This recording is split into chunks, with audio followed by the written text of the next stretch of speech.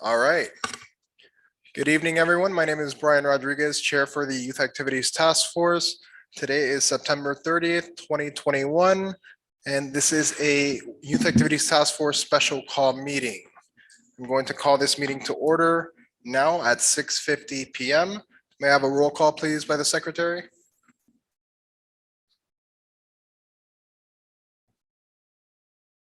Brian Rodriguez, Present. Eric Valerdi, Flavia Nunez, present. Elika Quintero, Ariana Rejas, present. Juan Rodriguez, Present. Eddie Cedeño, Present. Mark Gomez, Maritza Costa, Present. Daniel Gonzalez, Leila Coviella, Josh Rios, Mario Pineda, Robin Amador, Present. Amador, Gabriela Vega. Present. Quorum is met. Awesome. And we do indeed have quorum. Thank you guys for all coming out tonight. We'll start off with item 3, public comments. Do we have any public comments? Ernie? All right, good evening, ladies and gentlemen. First and foremost, thank you so much for making it out tonight. Before we get started, I just wanted to acknowledge Brian Rodriguez, our chair for the YATF. I think you did a marvelous job yesterday at the quarterly meeting, and I was just talking to Mr. Acosta about that. So I do want to recognize you, and I thought that your questions were excellent. They were on point. As we spoke yesterday, I think that is a great thing, and some great points that you brought up at the meeting, and it was great to see some of the other chairs back you up on that. So kudos to you. I think that was an excellent job, Ryan. Thank you. And I will be going over that in a little bit more into detail of what went down last night. Do we have any more public comments? Actually, this is not on the agenda, but I will be. I only have one. I would like to. I don't know if we could do this right now or not to kind of add this to the agenda if possible. What is it? It's the flyer that has been generated. We could talk about it when we go into Halloween. Sounds good. Cool. All right. Any more public comments?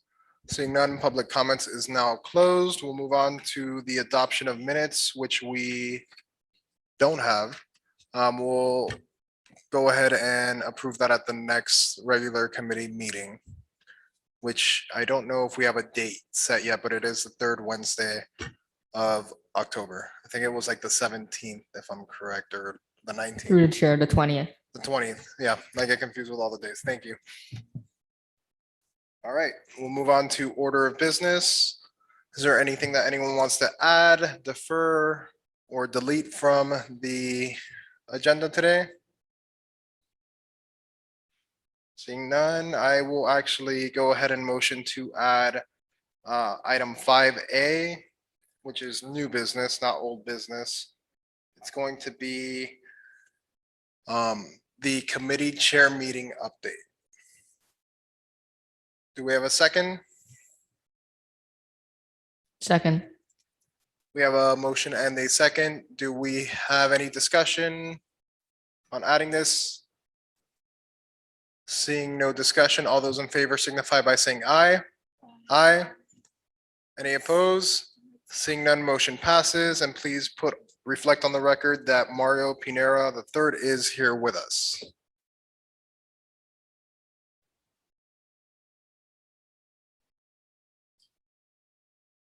All right, so we'll move on to item 5A, which is the committee chair report. I'm going to do this before we get to Halloween, just so I could get it out of the way, and then we can spend the rest of the time on Halloween. A few things that happened yesterday. We had our quarterly committee chair meeting with all the chairs. I did fight a lot for the Youth Activities Task Force, actually the only chair that spoke the most in that meeting. fighting for a committee as well as the other committees, because things that I brought up, they didn't even think of bringing up. And I just wanted to go over a few things from that meeting, and which was, the main thing was the committee rules changes. That does affect this committee. And most of these changes affect our committee. And I'll go over all of them, but I'll point out which ones do affect us the most. The first change is for just quorum, that we can only have a meeting if quorum's met and voting. That's basically, they just added some verbiage there for that. As well as stuff for subcommittees. We did confirm yesterday that subcommittees cannot decide on stuff for events. It has to come to the committee, and that's why we're actually here today at this meeting.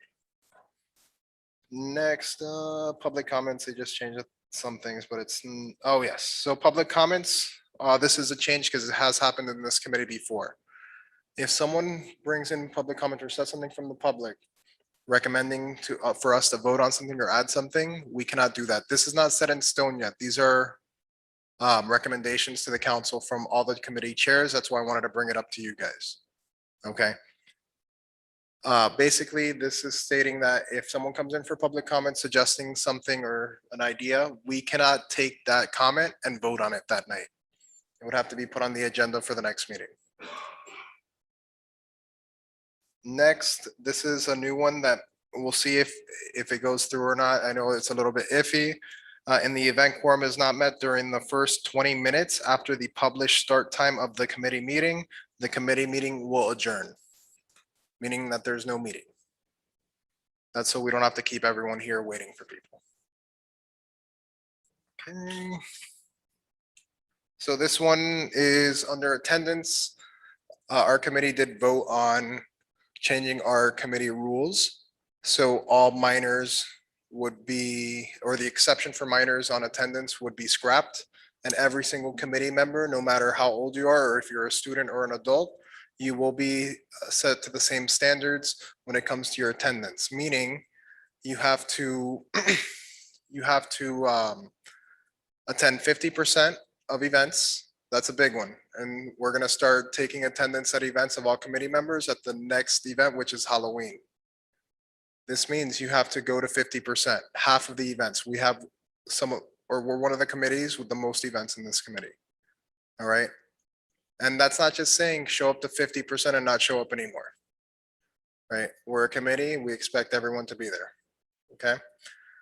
If you do not get that 50% at the end, you are removed from the committee.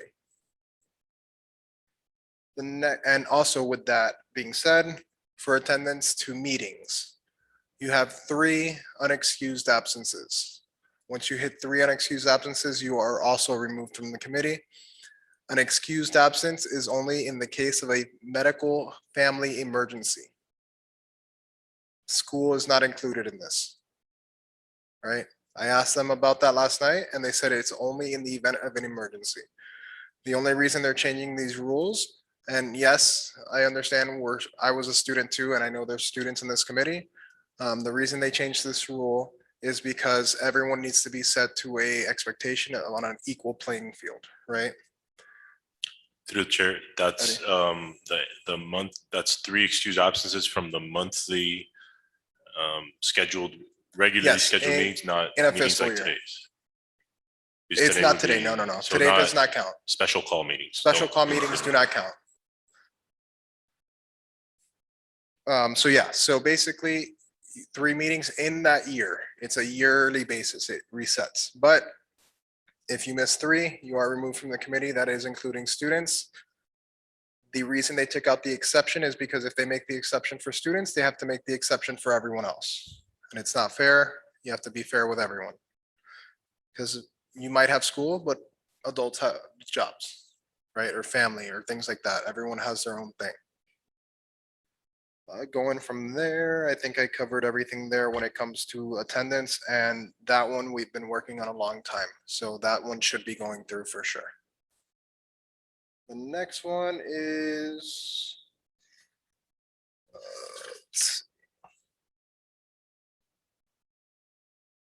they did change another rule. with qualifications for being on committees. Right now, we cannot take any more committee members. We are at full capacity at 15.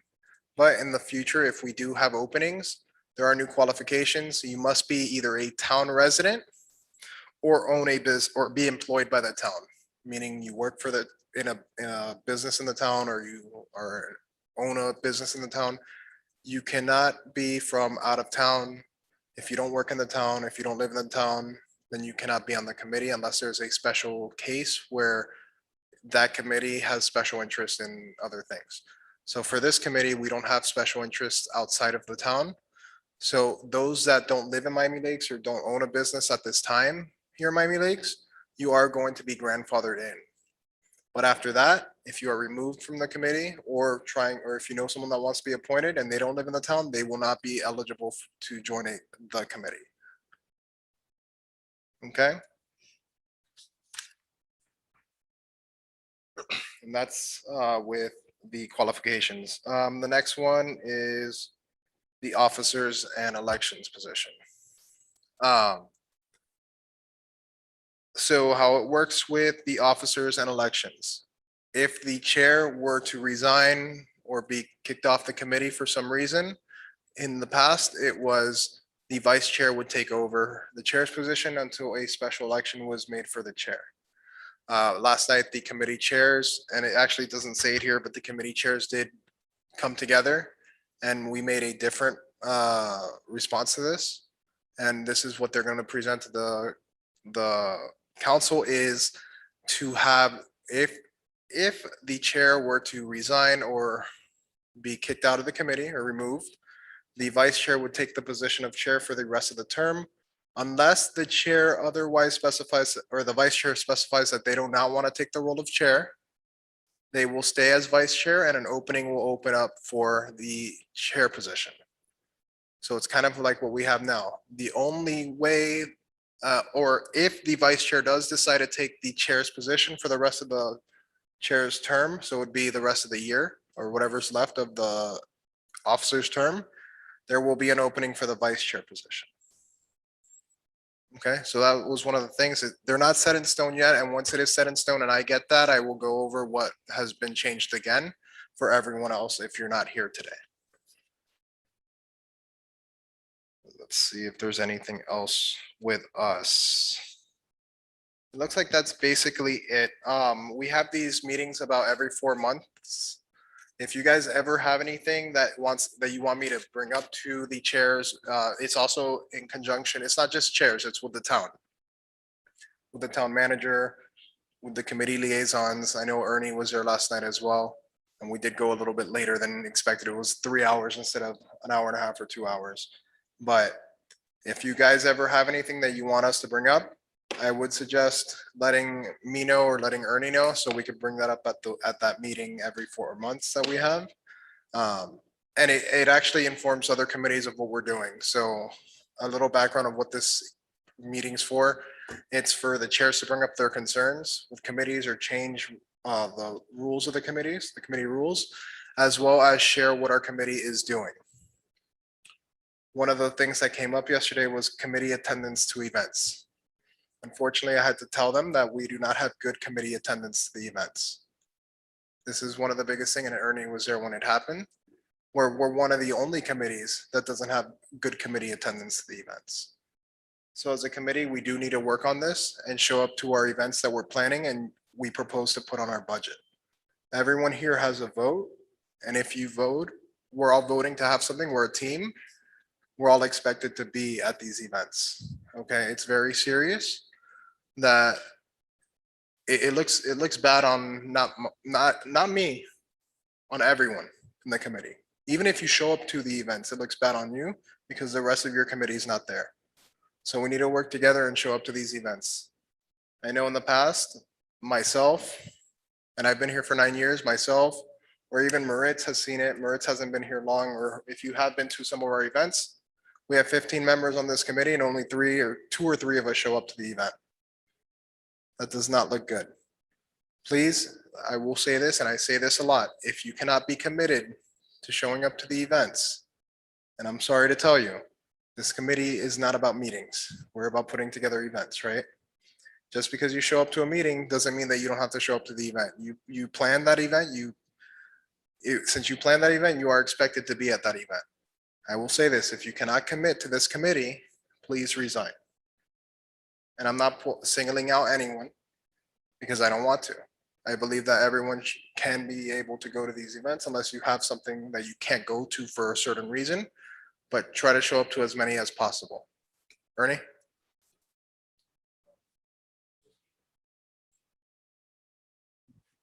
Just keep in mind as to what Brian is saying, and I don't want anyone here to feel any kind of pressure. If you can commit to being part of the committee, fantastic. If you can't, there's nothing wrong with that as well. Okay, just to clarify what Brian was saying, I understand. We understand. Everybody here has has their own lives aside from being part of the youth activities task force. I understand that. There are parents here, there are students here, there are husbands here. Okay, I get it. All right. So again, this is not signaling out anyone here. It's just we want to make sure that we have when the time comes and there is some kind of event that is being hosted by this committee. I do kind of see it as a bit unfair to have out of the 15, this is just an example, out of the 15 that are currently on the roster, only 3 or 4 show up. Well, that isn't very fair to those that show up on a continuous basis. Okay, and I want you guys to kind of put yourselves in that position to see, and it's not fair. Okay, if you join this committee, understand that there has to be a commitment not only to attend these meetings as frequent as you can, but as what Brian said, we're here to host events. That's what we do, and we need you out there more than anything. The more bodies, the easier the event becomes. The less bodies show up there, the more difficult it can be for those who are there. Okay. Yeah, and one of the things is this is building responsibility on yourself to plan ahead, right? I was in high school. I've been here for 9 years. I started when I was a freshman in high school. I get it. You have school, you have extracurriculars, but keep in mind, this committee meets once a month, unless we're having something going on like tonight, and we don't have events every month, right? We have events maybe a few times a year, one day, and not multiple days. So that's one thing. Plan ahead, try to be at these events, try to be at these meetings. Yes, you don't have to be at the special call meetings, but it is expected for you to be there, right? You're part of this committee. They're very rare that we have special call meetings. The last time we had a special call meeting was for this one event that we're going to talk about tonight. So I just wanted to bring that up. And there's nothing, we're not going to hate you. Like Ernie said, and I said, if you cannot commit to the committee, it might be better for you to resign, any of us in here. And we're not going to hate you. We're not going to dislike you. We're actually going to thank you. The reason we thank you is because you're opening a spot for someone else that wants to come in and make a difference, right? And I'll give you a prime example. Daniel, and I'm sorry for singling you out. Daniel and Ernie both went through this. They were both previous committee members. Daniel and Ernie at one point could not come to the meetings anymore because they had other life going on, right? Things in their life. They resigned and they gave that opportunity to someone else to join. Maybe it's one of you guys that are here, right? Because they resigned, one of you guys got to be here. And then now Daniel's back because he has his time. There was an opening and Daniel was back. Ernie now works for the town, so Ernie is back. So just keep that in mind. You've seen, and the ones that have been here, you saw Eric Rass, David. There's multiple committee members that have resigned. Day and Emily. They've all resigned to give other people or other residents the opportunity to make a change in their community. Okay, it's not to bash everyone and tell them, oh, you have to come to every single little thing. It's try to make an effort to be there. Right, I understand you have school, this, that, but when you say, for example, I'll ask who's going to be there, especially, and you've heard me say that before, who's going to be at this event. And when you say you're going to be there and you don't show up, there's a problem. Because we're expecting you to be there. Because what happens is, you're not there, it makes our life a little bit harder. We're not getting paid for this. We're all volunteers. Okay, I've been here for 9 years. I have not made $1 from this. I do this out of the kindness of my heart and for the love of my community and the town of Miami Lakes. I wouldn't be here today if I didn't like what I was doing. I'm not getting community service hours. I'm not getting anything. And that's why I took a little bit of time out of this meeting just to go over that. Okay. And we'll move on from there. Through the chair. Eddie? About the out of town, I just wanted to make, I guess, more of a comment for that, because I think some students maybe actually not live in the town. I don't know if you're able to give feedback to what's going to be going on still, but some students may not live in the town, but they may go to the school that's As long- within the so town. So I just want to make sure that's That was something brought up yesterday. We do have to look into that more, and that's a good point. But I would think that it falls under working in the town.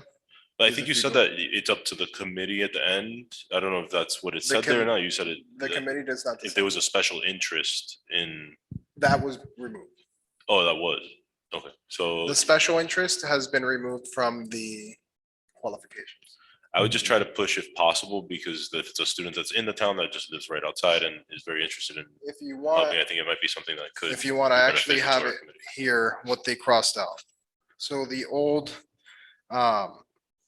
one of the old qualifications was be a non-resident who has particular interest in a committee or brings specific talent and or experience to the committee's intent as set forth in the resolution and the committee rules. This was changed. That was scratched. And then now it's non-resident shall not be permitted unless amended by in the resolution. All non-town residents currently serving on the committees shall be grandfathered in and allowed to retain their committee seat until such time as their term expires or they have been removed by the council. I can see a similarity, Dr. Sedano, with students that may be attending local schools within the town. And I don't see that a problem. What I can do from my end is I can go speak to the town attorney and see if that can be a possibility. Yeah, and I can It's very much contact them similar. too. Maybe the you know the person does not live in the town but has a business in the town. There is some similarity. Maybe the child does not live in town, but attends to one of the schools. There is some similarity there, and I do like the idea. I don't know if they put too much emphasis on that topic per se, simply because we are the only committee that has youth. But I will definitely look into that, and I don't mind having that as. Yeah, so those are the general rules, right? Our committee has set forth our own resolution and bylaws. Basically, I know ours is you have to be in high school. So high school is middle high school. And half of the committee has to be composed of adults over the age of 18. The other half has to be students. That changes if you're already a student and you've been here. If you turn 18, then it stays like that, right? But as soon as, let's say, another adult leaves, then that opens up a student position. So that's how it works. It's kind of like grandfathering them in. But that's how our committee works. You do have to be in school. I'll definitely contact town staff tomorrow as well, if you can as well, Ernie, and we could look into that to see what the actual rule is. I know it was brought up at one point, but there wasn't too much to do because I know we were there very late and it was a lot of back and forth and this, that, everywhere. We did get a lot of partnership offers, or other committees were wanting to partner with us. I know Special Needs wants to partner, and I know they talked to Officer Amador about coming to our Halloween event, as well as Public Safety wants to help out again, and maybe other committees. I don't know exactly who yet. But what I did say at this meeting yesterday was if you are interested in being a part of our events, one thing is you have to bring your own funds or your own items. Meaning if we have tents, you have to bring your own tent if you want a tent. If you want anything else, everything has to be paid by that committee. We have our budget, they have their budget. They're asking, or we're inviting them to come in. They have to bring their own stuff. That happened with the Education Advisory Board in our last event where they had to bring books. Okay. And that will be for anything that we do, just because it makes it a little bit easier, remember? And I said this yesterday, $170 for a tent can go to something else and make more kids happy or make an impact on someone else's life just with $170. Even $10 can make a difference. So just keep that in mind. If anyone approaches you when it comes to these types of things, whether it's another committee, I'd say have them go to Ernie, or the chair could contact me and we can work it out. Okay, so we'll move on from here. We did get our budget. Our budget has been approved by council, and I want to get the exact number so you guys know what we're working with here. I forgot what page it was on. Through the chair, was the budget approved as is? As we presented it tonight? It looks like it. This is the budget that they gave us last night, and it was, I think, approved at the last council meeting.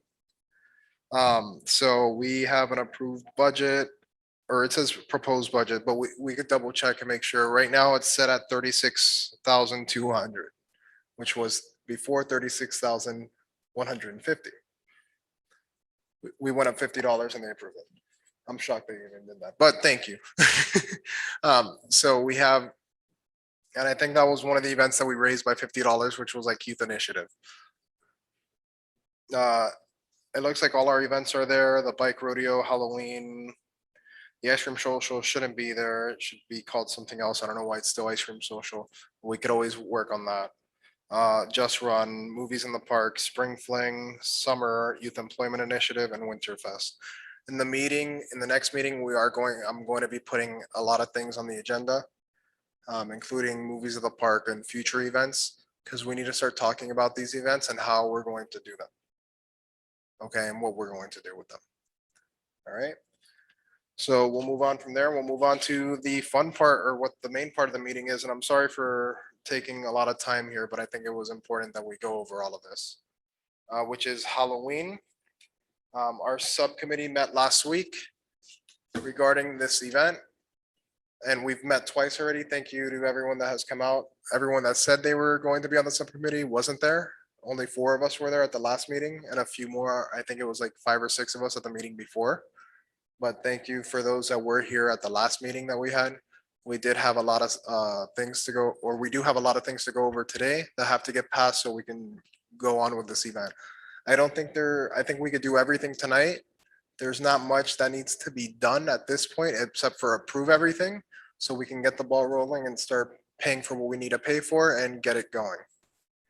Ernie? So Ernie, if you want to start off with the flyer, or let me go over a few things and then we'll go over with the flyer. So the actual event is going to be on the 29th, which the committee had already voted on. What we do need to decide tonight is the time for the event. That is something we'll go into, but I'll keep going before we get to time. For the event itself, it's going to be at Mary Collins or Picnic Park West. It's back in person, back where we want to do it. I believe the committee voted on that already too, so we just need to vote on our plan today. The name was already voted on, which is, did we vote on it as a committee? No, so we can vote on that today too. The proposed name is to keep it traditional, how we've always had it, which is Nightmare on Montrose. Montrose. Sorry, I was thinking of Nightmare on Elm Street. It's a play on words. So Nightmare on Montrose, which is what we've had in the past. Moritz, you had something? Okay.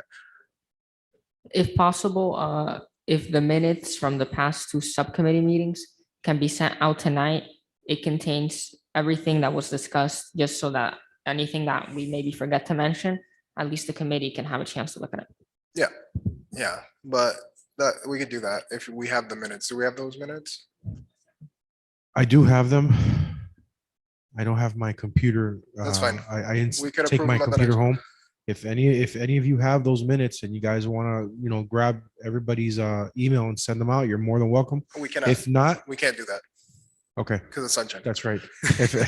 I'm sorry about that. So tomorrow morning, first thing, that'll be sent out to you guys. Yeah. So basically, I'll go over what the plan is for the event. It's making this event traditional again.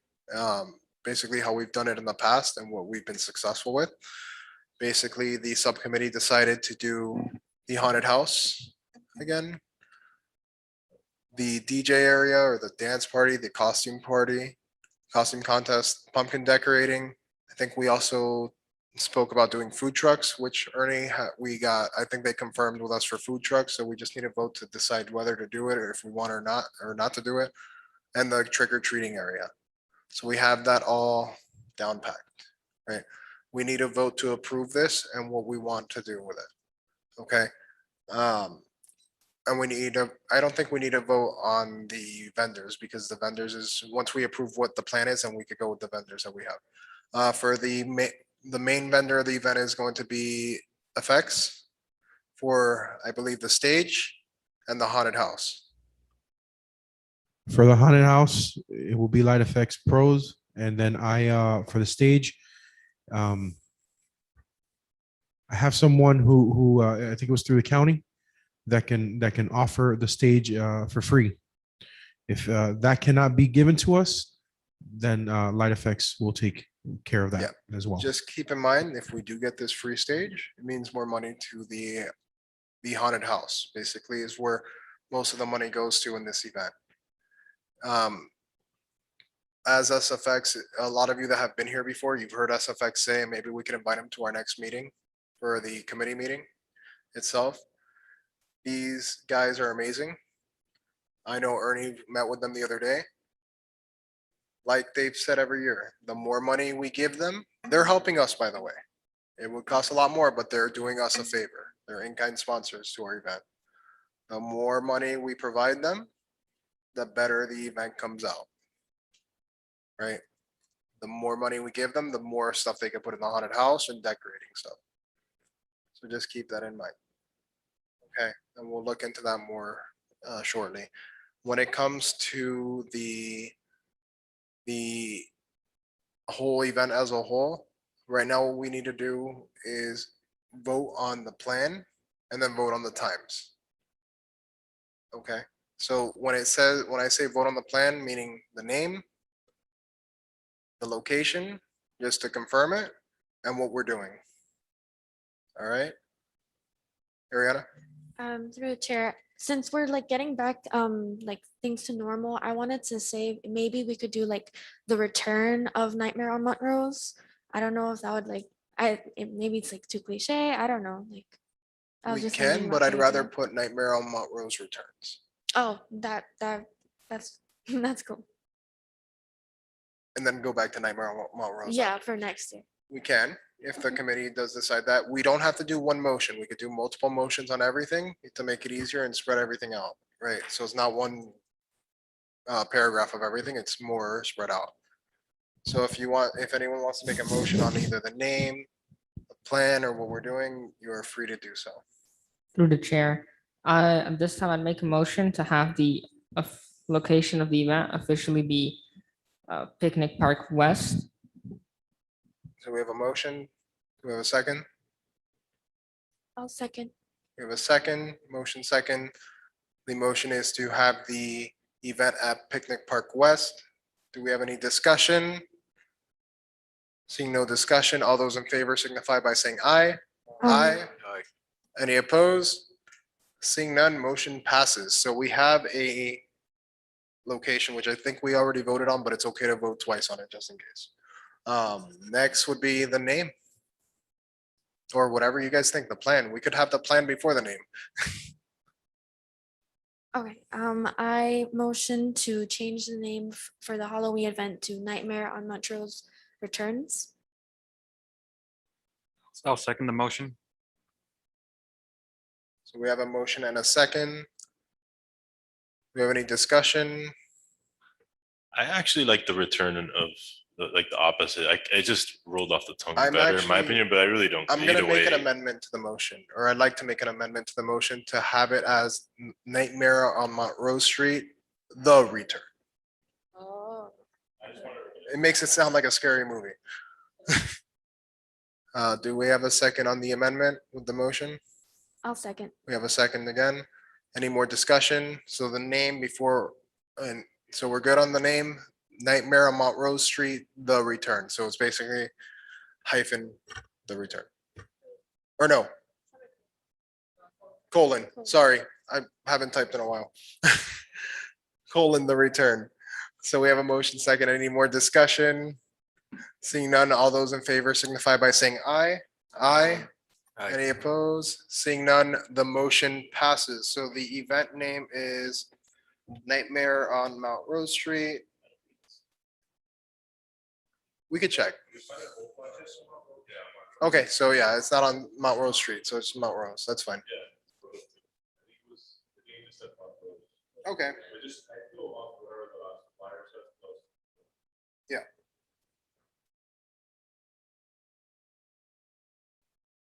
Okay, Through the chair, regarding the plan, it's like a motion required for what stations we're gonna have, all of that, that requires a motion. Mhm. Through the chair, at this time, I'd make a motion for the plan of the event to have a haunted house, to have trick or treat zones, to have a pumpkin decorating area, to have a DJ, to have a costume contest on the stage, and to have a total of 75 high school volunteers. so we have a motion. Do we have a second? Or do we want to discuss more? Second by Flavia. Any discussion on the plan? I have some discussion and it's not to change your plan, it's to add to your plan. Ernie and I did discuss this and I wanted to bring it up to you guys.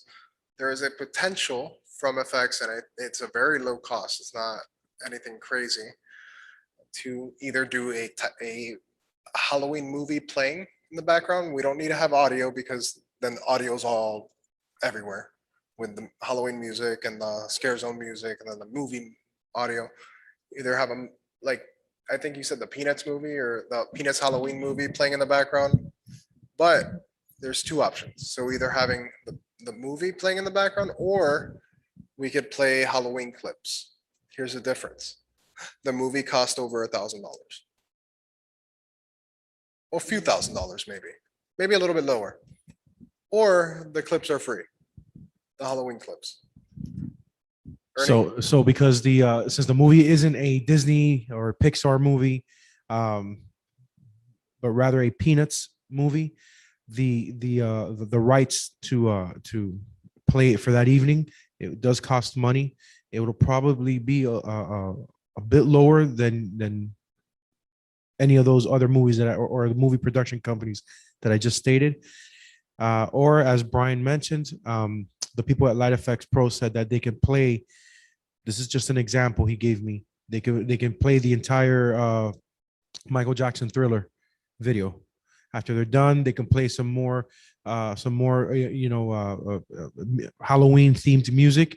Some of those songs may have videos go along with it, and they can either play that throughout the entire evening, maybe do it on a continuous loop, and it's up to you guys. Now, one is going to be pricey. The other one is absolutely free, and it's I think it's called VJD or DJV, something like that, where it's just music being played, but there's an actual video to that song, so it could be streamed on a movie screen, and it will not cost us a penny. Through the chair, it's a big screen, like when we do movies at the park. Yes. Yeah, it's an inflatable. It may not be as big as the one we had at movies in the parking lot, because that one was extra large, I guess you can say, an extra large screen, so all the cars can see it. Through the So, chair, free is better. yes. Thank you. That's what I was just gonna say. I do agree with that because then we can put more money towards the other stuff in the event.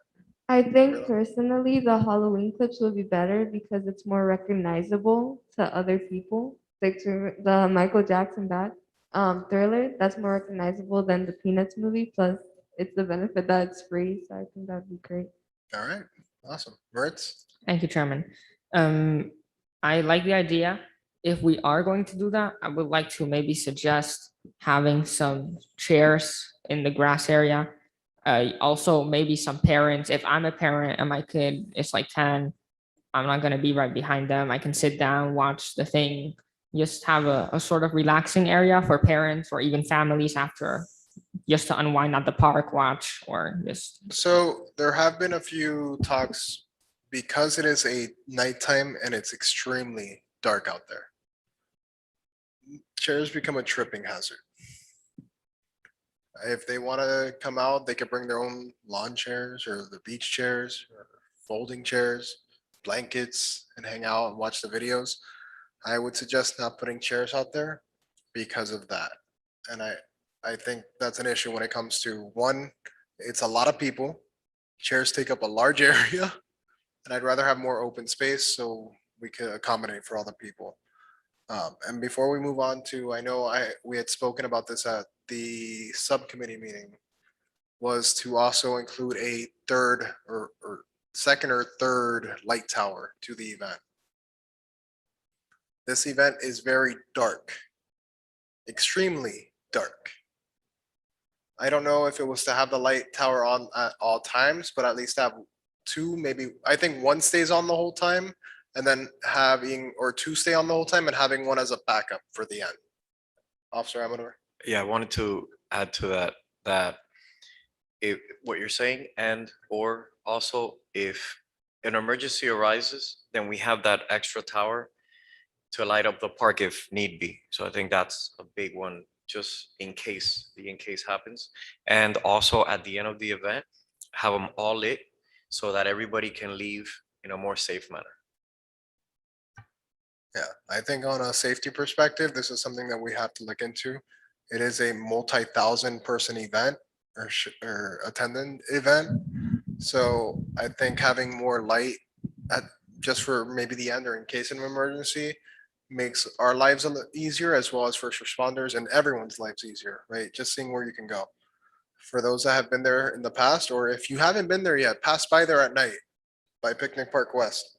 You can see how dark it is in that park at night. It is extremely dark. And that's why we do our Halloween event there, because it gives that spooky dark vibe. But just keep that in mind when it comes to safety. Ernie? You had something? Just some clarification for me. Miami-Dade County Police, are they the ones that provide us these towers? No. Our committee pays for the towers. Really? Okay. Maybe light effects we could talk, or to talk to effects. I don't know if they have light towers, but maybe they can throw one in and we see what they could do. So Miami-Dade has never provided The town, light towers. the committee pays for it. Okay. True. On that note, to the chair, does the town have those light towers? That's something that I'm going to look into Actually, I tomorrow. believe we have two. That's what I thought. And that's I why I think wanted some one used to clarification, because bring I'm them not out. 100% sure. I'll look into that tomorrow. If we have those two, we can use them. I mean, as a safety aspect, right? That's a Absolutely. good angle to take. It's an event in the town, it's a night event. I mean, obviously, so that would be great. Awesome. Any other questions? So that's my amendment, is to, for the plan, just to make it easier, is my amendment is to add the movie screen, but not playing movies because we want the free option. It looks like what everyone's kind of on the same basis, to be playing Halloween music videos or just Halloween videos that have no cost to the committee, as well as having two light towers if we have them, and possibly adding a third if it is in the budget. All right. Do we have a second to the amendment, or if there's anything else you want to add before we close my amendment, and I could just add it now? No. All right. Do we have a second? Second. We have a second. Any more discussion? So we'll go over the motion really quick, just because it was a long motion. The motion from Moritz was for the plan for the Halloween event is to have a haunted house, the trick or treat tents, the pumpkin decorating, a DJ with the stage, the costume contest and 75 volunteers with my amended the movie screen as well as the 3 light towers. Do we need to specify how many trick or treat tents? We'll do that after. Well, that's more into detail. This is just a basic, let's get the plan going, we vote on it and it's set in stone, and then we could start doing the little nitty gritty stuff. Through the chair, I like the idea of having the 3 lights, but I think cost is something that we probably want to just consider if we end up having to pay for that. I think it's probably worth the money, but we probably just need an idea of that. if Yeah, that's we're- that's why I said if the budget permits to have a 3rd light. Perfect. What Officer Amador stated earlier, and I couldn't agree anymore with him, is safety. You know, God forbid something happens, we need, you know, some light out there, because as you may or may not know, as Brian mentioned, Picnic Park West is very, very dark. It's a very dark area, and we do not want any issues. So yeah, if it does cost, I'll look into it and I'll see what we can do. Yeah, Awesome. through the chair, just to clarify, it's not that I don't want to do it, just we might have to sacrifice something else, which is fine. We just need to adjust those other things. Perfect. Yeah, and we could, and that's something with the light tower, I don't think we need to know super soon. Our next meeting is the 20th. I think it's 11 days or 9 days before the event. Might give us a little bit of wiggle room. It's a little over a week if we can try to fit that in. At that point, we should have everything ready to go for the event. If not, we're finishing up buying everything for the event at that point. We could definitely look into that, and we will be having another subcommittee or 1 or 2 before the event actually starts. So we have a motion and a second, and the amendment and the second. Is there any more discussion? Seeing none, all those in favor signify by saying aye. Aye. Any opposed? Seeing none, the motion passes. So we have a plan. Awesome. Next is, and we could go on the time after. The time doesn't have to be done right at this moment. Next is going over, Through the chair, I think we should talk about time, and we're still on Halloween, like we're staying on this yeah, topic. so I would recommend doing time last, once we have everything ready. So Okay, we I can thought you were kind of trying to move push around. it to another meeting. No, I no, said we there- gotta get the flyer out. No, this is the only item on the agenda today, Okay, yeah, other from the one I added earlier, but that was before this. Next would be going item by item that we just voted on to have, to see if we need to vote on anything for that item. There are some that we do have to vote on. The haunted house, I don't think we need to vote on anything. We already voted on having volunteers. That, I think the subcommittee as well as us, when we're there and when we have our meetings with the volunteers, by the way, since we have 75 volunteers, that's an awesome number. Thank you guys for allowing that. One thing, and we need to vote on this too. The subcommittee did kind of talk about it, and we have to present it here, was to have 3 volunteer meetings. These 3 volunteer meetings would be 3 weeks leading up to the event. So you have one on the week of the event, the one before, and the one before that. This 3 weeks gives us a little ample time to do what we have to do for the event, and be prepared. Flavia, Through the chair, is this a motion or? this is not a motion. This is just, it will be a motion. Okay. It will be a motion. We could do that right now if we want, is do the volunteer meetings, and I'll go over the dates that we were looking at. It was going to be the last 3 weeks of October, and I think we were looking at either Tuesday or Thursday. Correct. So it would start on the either Tuesday, the 12th, and I think it'd be better to have them consistent. So not one on a Tuesday, one on a Thursday. I'd rather have it, if we're gonna have them on Tuesdays, have them Tuesday, Tuesday, Tuesday, or Thursday, Thursday, Thursday. Through the chair. If I were you, I'd pick Thursday because Thursday is the day before our event. Through the chair, was that the Tuesday, the 12th? Yeah, it would either be Tuesday, the 12th, if we wanted to have them Tuesdays. From my understanding, there's a regular council meeting that day. The But regular- it wouldn't impede with ours. Ours is off-site. And that's something we have to consider as the time as well. My recommendation would be doing it on the Thursdays. The only reason I say Thursdays is because Friday, by the way, is a teacher planning day or her planning day or a holiday. I don't know what it is, but there's no school. I would have it Thursday because they're there the day before. If there's anything that they need last minute, we can buy it or we can try to get it done or resolved. The good thing about having it that day too is, and we can look into it, I think we get the whole community center that day as well, which means since we're meeting that night, we can lay everything out and leave it out in the community center. We don't have to, like we've done in the past, is pick it up and then take it all out on the day of again. So we could have it laid out in sections. So when the volunteers get there, they get their stuff and they go. And they do what they have to do. Moritz? Through the chair. I think that's a great idea, the 3 weeks, Thursdays. Just one thing that I think is maybe even more important than the day is the time of these meetings. Yes. So traditionally, the time would be at around 5:30 or 5 o'clock. That is a little early for some people, but it is also late for some people. And Me personally, I probably wouldn't be able to be there every meeting, or I wouldn't be able to be at any of them. The only reason I say this is I did get recently a new job, so it will be a little bit harder for me, but I will be there the day of the event. I already let them know before I even got the job that I needed a few days off in October, so or leave early. So they're able to accommodate me a little bit for that. What were the times? that you were So looking at? this is what we need to figure out is what time is good for volunteers. I know we have to work with our schedules, but we're working with 75 volunteers compared to 4 of us that show up to these meetings.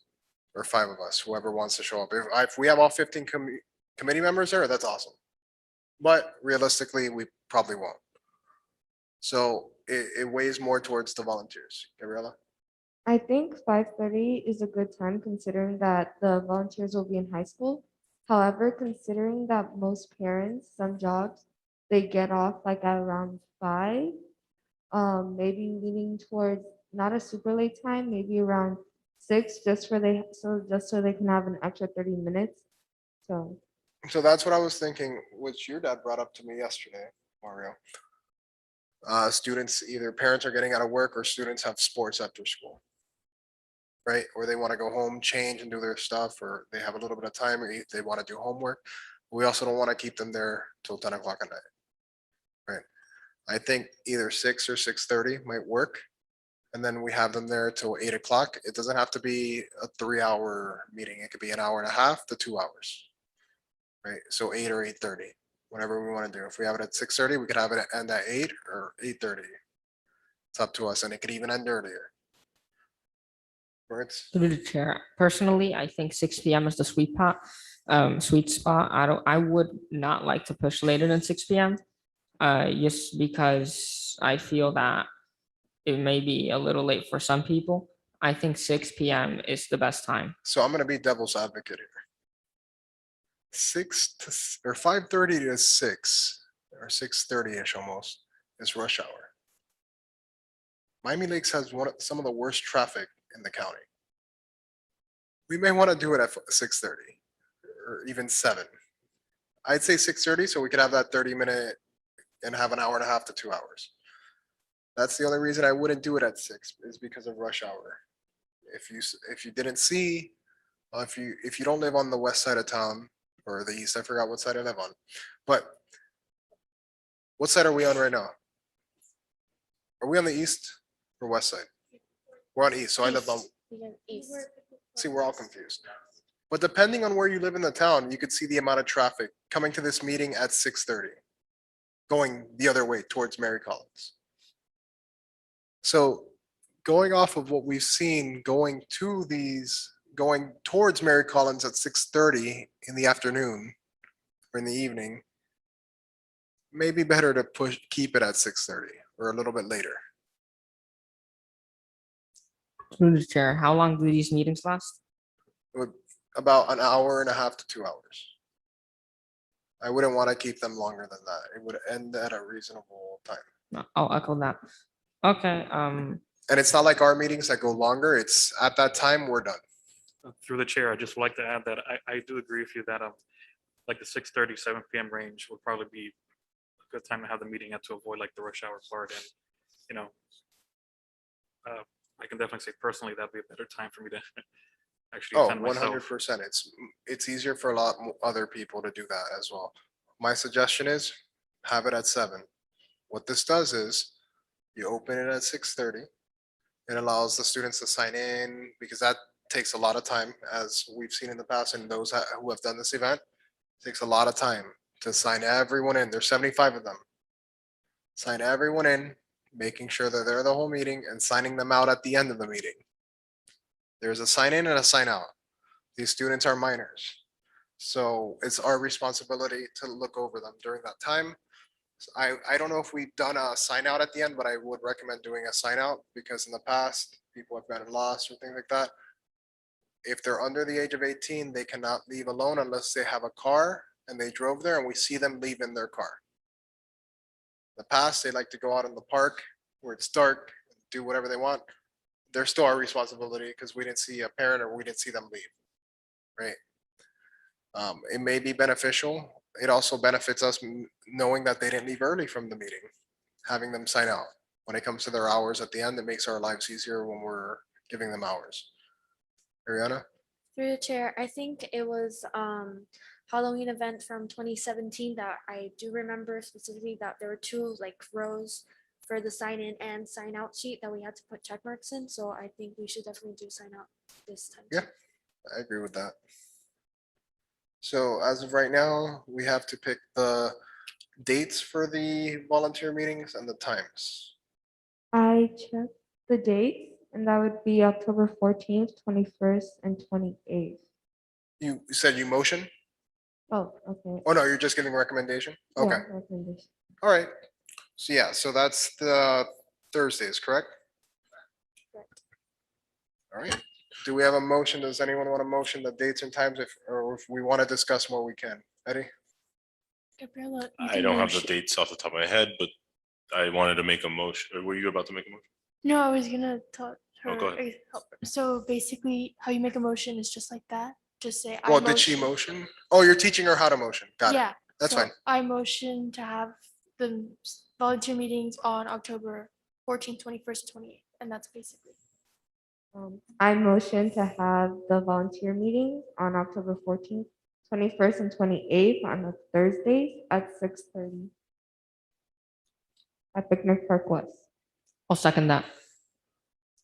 Any discussion? I'll make an amendment.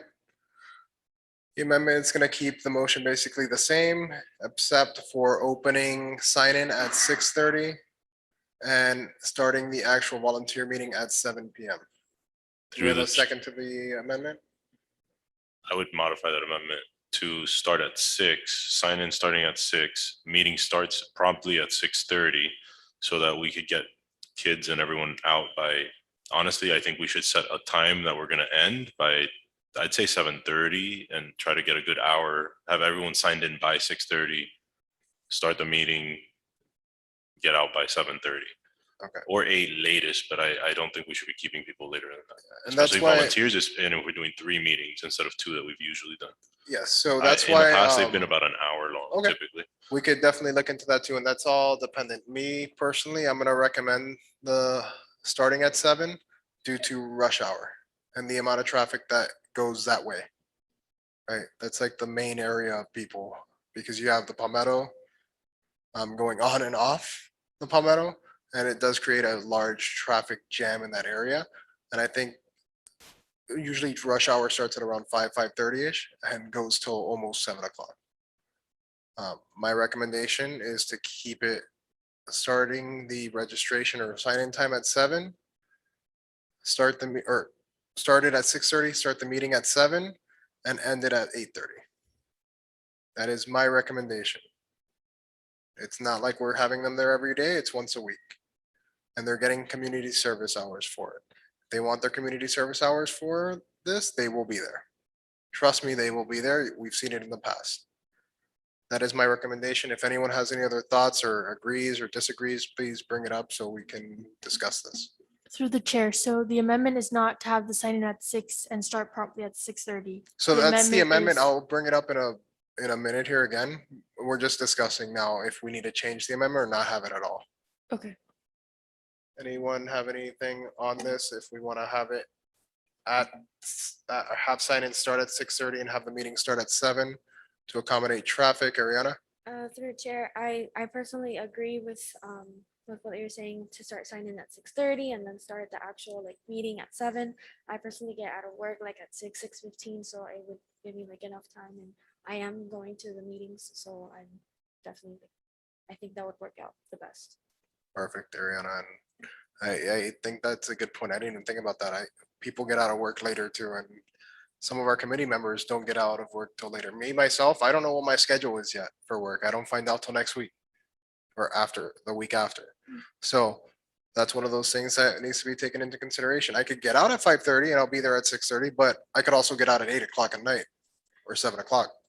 So that's some things that need to be taken into consideration, that some of us here, yeah, some of you get out earlier, but some people get out later. So we kind of have to work, and students work too. So believe it or not, students work and go to school. So we have to take stuff into consideration. Maybe better to have it a little bit later. One, to help with traffic. Two, to make, if parents are bringing their children or their volunteers to us, they're not going to be stressed in traffic, or they have time to leave their house and get there after work and things like that. I think that's something that we have to take into consideration. And if you agree, I'd love to hear your feedback, or if you want to change anything. Through the chair, I'm not trying to make a motion on this part, but I think maybe so that we understand, can we sort of briefly outline what's going to be done at the 3 different meetings? Yeah. Because I know that the first one, we are going to unpack and count So everything. What's we going to be done at do- the second one? So we do have a motion on the table for the 3 meetings already. If we want, we could discuss it, or we can vote on it. If we vote on no, then we can figure out what we're going to do at these meetings and make the motion again. In the past, I know in the past, we've had, other liaisons that have mentioned there wasn't a need for 3. There I actually am used to I'm not be- really, I'm up for either one. I just know want to understand Ariana's what's been- going to be done yeah, with the so 3. Ariana's been here for a while, and I know Daniel has helped with this event before. We used to have 8 meetings. Again, I just want to make sure that we're not having them come out for something unnecessary, or if we're okay with canceling a meeting if we get so far ahead after one. Of course, we could always, that's the thing too. We could always cancel a meeting if we have to. We don't have to have every single meeting. But this gives us a good amount of time. I'd say at least 3 weeks in advance. You have the first one, kind of introduce ourselves as well as the event to the volunteers. It may not be a productive meeting, but it kind of gets them thinking what the event is, right? The second meeting is the more preparing and doing what they want to do, or separating. We could even separate at the first meeting, which we've traditionally done. That's what they do at the meeting, is separate all the stuff that we go through the inventory. We see what we have, and we kind of, if they need more stuff, we buy the stuff. The second meeting is more of that organizing, going through everything. If they need anything, we let Ernie know. So, but there is a budget for that too. We have to keep our budget going and seeing what we can and can't buy. We don't tell that to the volunteers, obviously, but we see what we can and can't buy, things like that. That third meeting, yes, it may not be the most productive meeting, but that's our finalization meeting. Making sure we have everything that we need for that event. It's the day before the event, whether it's flashlights or the radios or anything, or last minute costumes or any props that we're able to get. Obviously, if we can't get them, it's the day before, we can't, but it's more of that, giving them that information before the event, what time they're coming for the event. And we'll give them that at the first meeting as well. But it kind of gives them that, hey, there's a it's more of a reminder meeting, right? And an informative meeting at the end and the first one. The second one is the more productive meeting. I think when we have 2 meetings, it's not as productive. And we've seen that happen in the past where they come the day of and they don't have everything they need. It gives us more time to work with the volunteers and to work with town staff so we can get everything organized. I'd say to have 3 meetings. In the past, Dan said, we had 6 to 8 meetings. We had one every Tuesday and Thursday of every week. So having that in mind, I think 3 is okay. At one point, they wanted us to have 1, and that was a big no. And when we started having 2, it was okay, but we could do more with a 3rd meeting. May not be informative, and it may even end early, but we're there, and they're still getting their community service hours at the end of the day for it, right? And I think it's important to have that 3rd meeting in there. If anyone wants to add anything on how we schedule the meetings or what we're doing at the meeting, please feel free to bring anything up, or if you want to add anything. Traditionally, how it starts is, I've only done it once because I'm now the chair, but before, in the previous years, this has gone on for over 10 years now. The chair would speak to the group of volunteers, introducing the committee, introducing the event, the name, the time, safety precautions, rules. When it comes to the volunteers, we do have a set of rules. It's basic rules, and I could send that to the committee if we want to use the same rules again. And I'll send that to you, Ernie, that we've just used over the years. Just be nice to each other and have fun and things like that, right? And be respectful. But basically, it's the chair explaining the event. We go over everyone in the committee, everyone introduces themselves, or we just go. It takes a while, but we basically, everyone gets introduced. We do what we need to do. And we introduce and tell them who the Youth Activities Task Force is, right? They're volunteering for us. We want them to know who we are. It's our way to get ourselves out there and our committee out there. And then from there, it goes to letting them know what sections or what we're doing in the event. So at this point, we've already voted to have a haunted house, the trick or treat tents, which we need to also vote on how many trick or treat tents we're going to have, the pumpkin decorating, the DJ, the costume contest, and now we have the movie screen, but we don't need volunteers for that movie screen. Sorry? I Through thought the we chair, had a, let's vote. Let's vote on it. Yeah, so do we want to vote with the plan for the volunteer meetings? Okay. Are you guys okay with that plan? How we've had it set out, how we've done it in previous years, to just have the same plan? Yeah. All right, so I'm going to make an amendment. We do still have the motion open. We have not voted on it. The motion was to have the meeting on the last 3 Thursday, or the last 3 Thursdays of October. I believe it was the 14th, you said, the 21st and the 28th. From 6:30 to, we do need a time. So you didn't put the time, so, but you had it to start at 6:30. I'm actually going to amend your motion and keep it for the meetings on those days, but I am going to amend it to make a time change from having the sign-in open at 6:30, start the meeting by 7, unless everyone is already there and we have signed in everyone, started at 7, and then end it at 8:30. That is my amendment. Do we have a second to the amendment? I'll second that.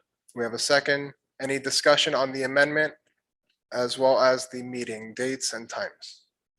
Words? Through the chair, thank you. So this motion, it allows us to potentially cancel or reschedule like Dr. Yeah. So then. So the chair could, if I know the chair has the power to cancel meetings. That's actually part of the rules for committees. And the chair does have the option to cancel a meeting if needed. Also, if we wanted to, I could do this since I'm the chair for the subcommittee as well, as plan subcommittee meetings on those days, Ernie.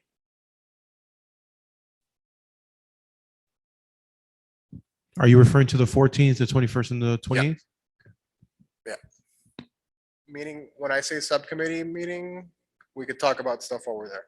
It could be during that time span of that volunteer meeting. So if we have to discuss anything as a committee, we could do it right there and then. Makes it easier on our lives, yes. Yes, Ernie, did you ever confirm the whole whether can we have subcommittees off campus because of the live stream? Yes, we can. Yes, okay, great. Subcommittees work a little bit differently, especially for that event. We can have meetings, not our regularly scheduled meetings, but I believe we could have subcommittee meetings off site.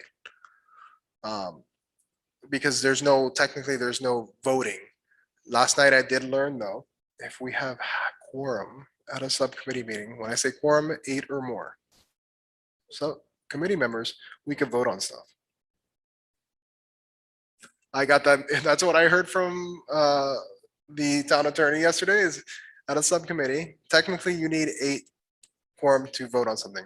If we had 8 at the last meeting, at our last subcommittee meeting, we didn't have to have this meeting today, but no one showed up. So that's why you should show up to subcommittee meetings so we can get stuff out of the way like this. But yeah, so that's one thing. So I would suggest having a subcommittee meeting because if we have quorum, we could make some decisions if we have to. Going on that. So we have a motion, a second, and the amendment with a second. Right now, so the whole motion would read, or everything together, I'm just gonna make it simple, is to have the meetings for the volunteers on Thursday, the 14th, Thursday, the 21st, and Thursday, the 28th at Mary Collins Community Center from 6, or with registration opening at 6:30 p.m. The meeting starting at 7 p.m. unless all volunteers are accounted for, and having it end no later than 8:30 p.m. And we have a second for that. Do we have any more discussion or anything that anyone wants to change at this time? Seeing no more discussion, we will go ahead and vote for it. All those in favor signify by saying aye. Aye. Any opposed? Seeing none, the motion passes. Through the chair. Go The only ahead. thing I would suggest, Ernie, if possible, is for that last meeting, if you could see, I don't think this is something we have to vote on, but because a lot of times at that last meeting, we take everything out and we like maybe do stock or inventory of what we have finally and make sure we have everything. Instead of having to put it all back in the closet, if we're able to leave it out, I know that sometimes they have events in the mornings in there. Okay, great. If not, at least maybe that back room and we just leave everything out so it's easier. So that's what I was saying, and Ernie could touch back a little bit more on that, but basically, the good thing is, we have that community center, we reserve it the whole day for the Halloween event. So no one's in there that day, and the night before, we have it the rest of the night. A little FYI for those of you who don't know, anything that any kind of adult program, which is what we have running out of Mary Collins, any kind of adult programming there is typically ran between from Monday through Thursday. So on Fridays, there is nothing going on. So on the 28th, anything that we take out, anything that we count, anything that we inventory, whatever it is that we're going to do, we could leave it all out on the tables. We could leave it all out on the counters, and we could come back the very next day and proceed. Awesome. So that's awesome that we went over that. Now, when it comes to their specifics of the event, this has to do with how we're going to budget the event. For the haunted house, that's from what I've heard from everyone, we're not really changing that. Like I said earlier, it all depends how much money we have left to give to the haunted house. The more money we give to them, the better the haunted house comes out. And that's how it's been every year. All the extra money that we have goes straight to them so they can make our event better, right? Usually this event does not have any money left over. For the trick or treat tents, we need to vote on how many tents we're going to have. Traditionally, we've had 10 tents. If we want to add 10 tents again, or have 10 tents, or even add more tents, or have less tents, that's something that we need to decide. How many tents do we want? To the chair, just want to go back again with my previous comment at the subcommittee meeting that we had, reference the amount, the cost. That if before you had 10 tents and it costs a certain amount, now you might need to have less because everything costs more. Do we know the cost for the tents? Is it about the same or? Through the chair, that also plays into the lights. So if we have an additional light, we may have to downsize tents, which is fine. We just have to, I think we leave it open to the budget, to the number of tents. Okay. Try to could definitely do finalize that. it in the next week so that we know cost for the lights and cost for the tents and stuff like that. And then we could budget. And we need to appropriately. talk to FX because I think FX does the tents. They might be willing to do the same price that we had last year when it comes to that. They're always willing to help us out. From my understanding, speaking to Ernie and Orlando, which are the gentlemen from FX, they stated that the town provides them with a certain amount of monies or the approximate budget, and they work with that budget. If they need to maybe remove a little bit of a little bit of maybe some fog, the fog machine, or a little bit off of the haunted house, just to provide for anything else extra outside, maybe the stage or the the movie screen. They'll work with what we provide them with in terms of the budget. I will make it a point to let them know about the tents. If we have to cut down on the tents, is it even going to be worth reducing the tents, the tents that we normally get from 10 to maybe 8? We don't, I'll make sure I put that all into consideration, and I can come back with, with the information and let you guys know. The only thing Through the is, chair, I was basically insinuating that we don't need to vote on the number, just allow whatever the budget allows. But we probably want to know by the time that we have the yeah, the volunteer. volunteer meeting, so we could set up how many groups we're If gonna you can have. get me that information next week, Ernie, or The only reason why I have not had that yet is because tomorrow is the new fiscal year. So we had to get that first. So tomorrow, if I can get in, if I'm lucky enough to get in contact with them, which shouldn't be an issue, I can let them know what's going on and how much of a proposal we have in terms of monies for this event. yeah, and if anything, if it goes into next week, Ernie, I'm out of town, but you can text me or message me or email me or even email it to the whole committee, Sounds good. and we can see what we could do. I would say if it were us, but right now, we do have money. We do have 2 sponsorships at this point. If I'm correct, Ernie, or 2 people or 2 companies or businesses that would like to sponsor. And this is where I'm going to go into sponsorships. Please, if you know, please reach out to people, reach out to local businesses. If you know anyone that wants to sponsor, may be interested in sponsoring, reach out to them. It's very difficult when only one person does it in the committee. I love this committee, and that's why I'll go out of my way and do it. But at the same time, we're a committee here. Everyone needs to work together. Please reach out. Even if you don't know them, reach out to them. Say, hey, I'm a committee member for the Youth Activities Task Force, and would you be interested in sponsoring this event? It's that easy. You guys sold chocolate in high school, right? Imagine selling chocolate in high school, but for $1,000.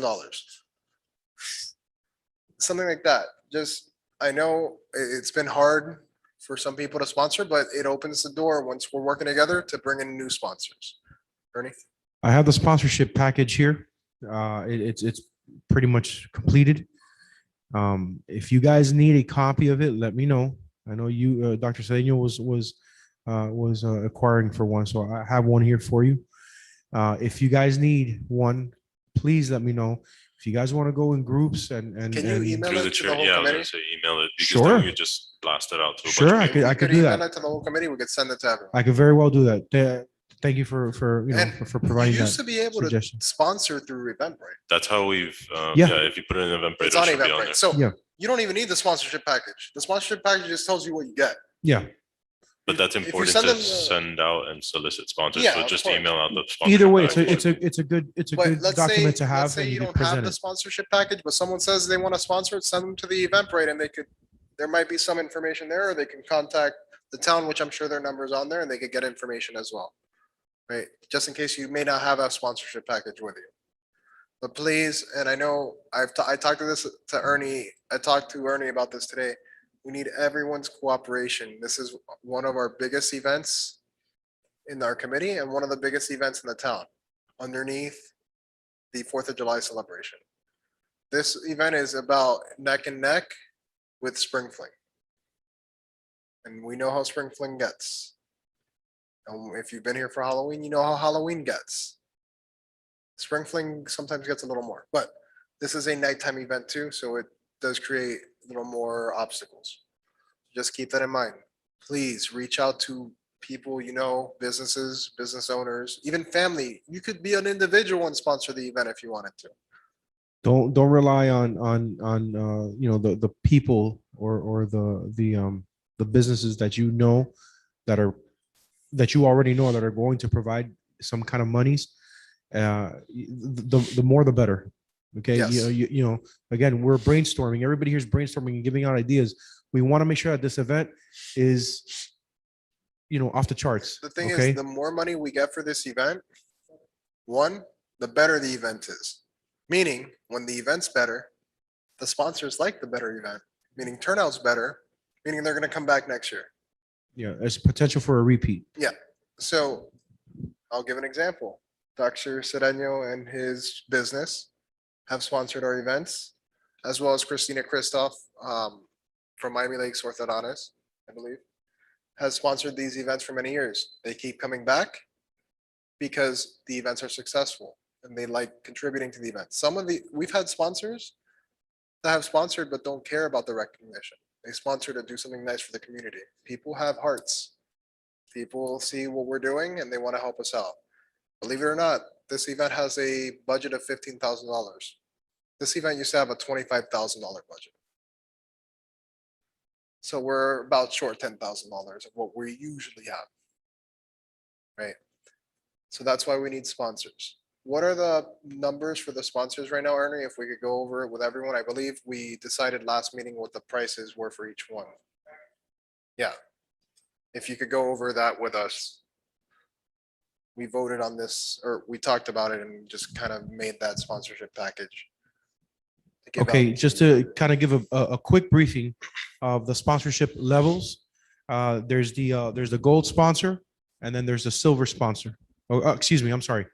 There's the title sponsor, the gold sponsor, and the silver sponsor. So the title sponsor is which is $1,500, entitles you to if you are the title sponsor, it entitles you to naming rights for the 2021 Halloween event. Basically, your company name. You said 1,500? 1,500. We voted higher. Through the chair, at the You have last the committee numbers that we meeting, voted for? We need to fix that then. It wasn't, but we voted on this. at the subcommittee, it The was subcommittee, five, which we need to vote today. Yeah, we need to vote about it today. I think. That's what it it's was. 500, 1,000, 3,000. So I guess I didn't realize that then. We have to vote on it so we can, and we'll have to edit the sponsorship packages too then. For the title sponsor, it's 3,000. It used to be in the past 5,000. Even 10,000 at one point because of how big the event is. So because of in consideration with COVID and everything going on and, so title sponsor, we kind of talked about having it as 3,000. Okay. The silver sponsor will be 1,000 and the gold sponsor will be 1,000 and the silver sponsor will be 500. Through the chair, just for reference, this is 2019, the last time that we did this event. $5,000 was the title sponsor, the haunted house sponsor, which is something we did that year, or this 2018, that was $22,500. There was a gold sponsor, $1,000. And that's it. Then in 2019, we did a couple add-ons because we were trying to solicit maybe like some lower end, not lower end, but lower cost sponsors. And we tried this tent or treat, which was a $250. I don't think we actually did No, well we with that never at all. got It didn't We work. didn't get anyone. So for the that. breakdown there for the 2019 event, which is the last one that happened, was $5,000 for the title, $2,500 for the trick or treat sponsor, $2,500 for scare zone, costume part. We basically, then there's the gold, which was split up into like three different, which were $1,000 each. And then there was a $500 silver sponsor, which was just, I think, not even a tent, just like Just recognition. recognition. Of those, I think we only filled gold. Like, Yeah, So so- just for, I would, reference in the past and of I how it's like that you worked. brought that up. We used to do that where you could sponsor each section. But with what's going on right now, I'd rather have that 3 tier for now. Seeing if it gets bigger and bigger, how it goes, because this is our return from doing the drive-through event and going back to normal. I would suggest if we, instead of making that title sponsor 5,000, have it at 3. And have basically what I said, title at 3, gold at 1,000, and 500 for the silver. It's basically eliminating the other sponsors for each area. But if someone wants to sponsor a specific area, we could always be open to that as well, right? In the past, I believe Miami Lakes Auto Mall sponsored the haunted house at one point. And that's another option that people have if they don't want to do the title sponsor. So just to go ahead and continue, and what I'll do is I'll redo this and I'll send it out tomorrow ASAP. So we do need a vote on it though, Okay, on what we want the Do you- sponsorship package to be. for you, do you want me to continue going with this, in terms of, so everybody else can have an understanding of what this is, or you want to just go and vote? So what Through the I'll. chair, I would suggest that we go talk over about each what tier. what each one gets. Yeah. Like, so that he could set up the sponsorship package, get it to us, and we could start spreading it out. For the sake of time, I would recommend just keeping it of what we've had in the past for each tier. We could go over it if you want. How, is it a lot, Bernie? Not at all, no. Okay, let's do it then. For the title sponsor, which is the tippy top, the creme de la creme, is the naming rights for the Halloween event. Basically says your company name presents Nightmare on Montrose. By The the re- town of Miami Lakes Youth Activities Task Force. Correct. Or it could even be, which I've suggested in the past, is the town of Miami Lakes presents the Halloween event, or brought to you by, or actually it would be either way. One would say brought to you by the town of Miami Lakes, or brought to you by the company that's sponsoring, Yes. or the town, or what I would suggest is the town of Miami Lakes Youth Activities Task Force, Nightmare on Mount Rose, The Return, Sponsored by. or- sponsored by, or brought to you by, Gotcha. or presented by the company. So then you also get a promotional booth, which is the promotional booth space is a 10 by 10 tent at the event, an opportunity to display your company banner. You also get recognition in all print and media distributions, including company logo. You get a recognition during the event, pretty much throughout the event, and a proud title sponsor logo. Okay. For the gold, you get the promotional booth space, which is a 10 by 10 event, pop-up tent at the event, an opportunity to display your company banner. Recognition in all print and media distributions, including company logo, recognition during the event, proud gold sponsor logo. Okay, which is practically the same thing with the, obviously what you don't get is your company name for the naming rights for that event. For the silver, you get recognition in all print and media distributions, including your company logo, recognition during the event, and you're a proud gold sponsor logo. That's it. I think that's fine. I don't know if anyone wants to add anything. Say we leave it as is. But I think we're good for now. I think the only thing that comes with a title sponsor as well is they get a banner. We make them a banner. Basically, in the past, we've had title sponsors for events where we make a specific banner for that event with their name on it. I don't know if we want to make a new banner. I believe we have a banner for Nightmare on Montrose at this time. But I don't know if we want to make a new one to add the return on it. I think it's a waste of money, in Through my the chair. opinion. Unless we get a title sponsor, I'd keep it the Yeah, same. if we get a title sponsor, then it's great. Because then we have the monies. But if we don't get a title sponsor, I say we just, the name will stay as the Nightmare on Mount Rose, The Return.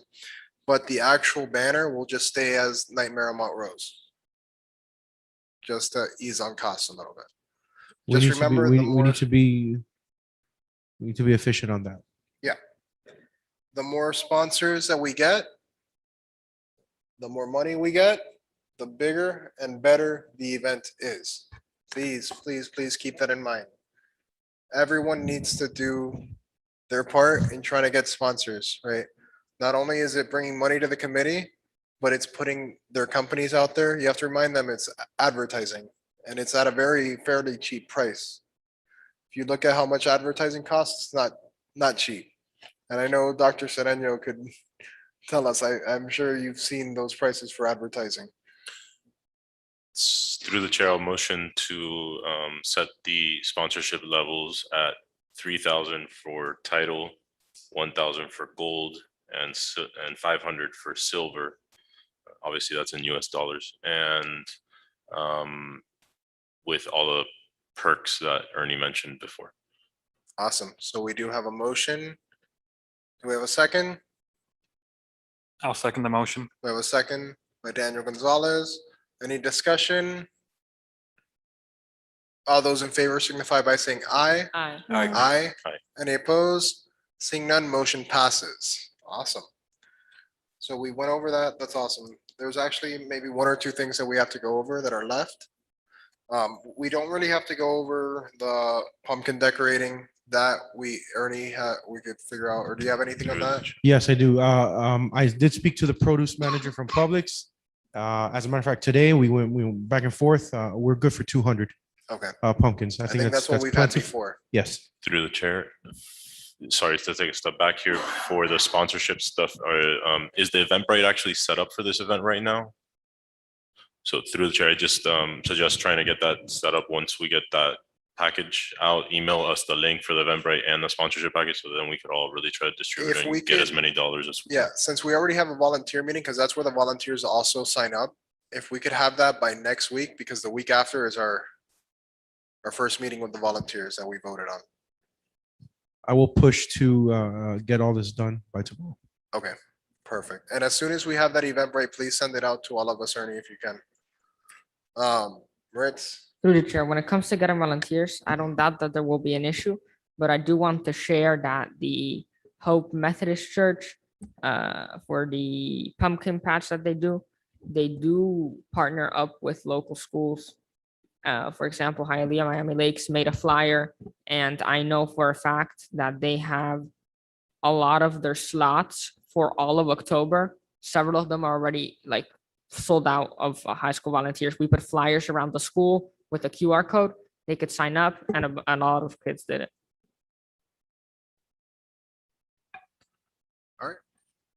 anyone have anything on that? I attend that church, and I've never seen any issues with that. You have to take into account they have their event happening, as the town does with the haunted house event, and I've never seen any kind of issues with that. You have to take into consideration there are a lot of students out there who are willing to take on these hours, and then some. Just And- as a reference, 1 year for this event, we had over 500 students come to town hall. That's how many students signed up to volunteer. And we had to turn over 200 or 300 away of how many volunteers we had come out. Not only that, you also have to take into consideration that if we're looking to do this on the 14th, 21st, and the 28th, those are Thursday dates. Typically, the church has their pumpkin patch really kicked up a notch on Fridays, or moving into the weekends. So it really shouldn't have too much of a kickback for us, or any kind of issues for us. And to be quite honest, Yeah, and I'm not sure for they have, anything. I'm A lot sure of they the- have their limit on volunteers as well, so. Not only that, a lot of the students will prefer being at the haunted house over a pumpkin Through the patch. chair, that's not at all what I was trying to say. I was just saying that that could be an idea for us to do, promoting our events through local schools in the future.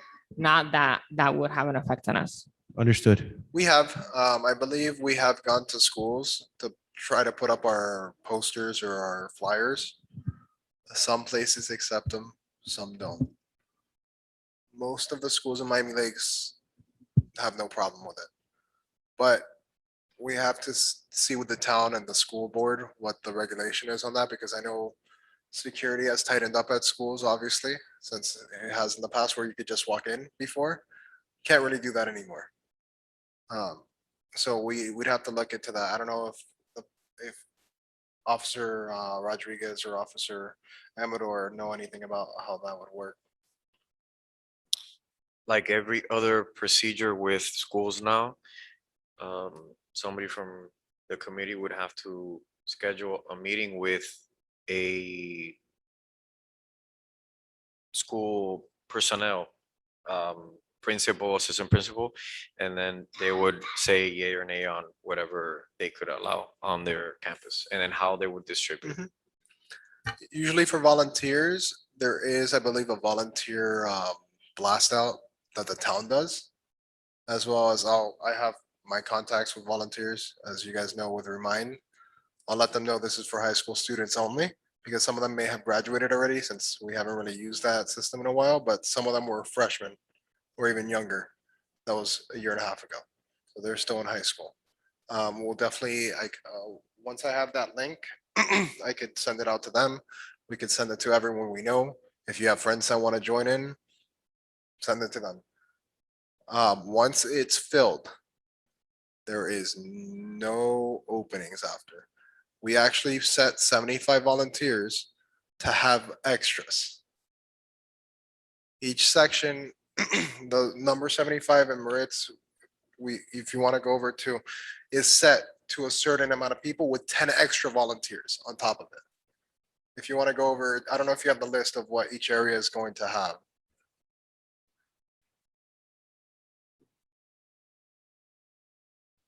Yes, through the chair. So we had decided on 30 volunteers for the trick and treat area with about 3 per tent. Then we had 10 for pumpkin decorating, 10 for stage, 10 for haunted Maritz, I'm house. gonna cut you off there. Sorry, It's 50, that does not add up to 75, which 10 was tents. Oh, no, sorry, 40. It was 4 per tent, 10 tents, 40 for a trick or treat. okay. Well, we can readjust that. Yeah. I recorded the numbers as said, but I'll continue on. 10 for haunted house, 10 Yeah. for the stage area, Yep. 10 for pumpkin decorating.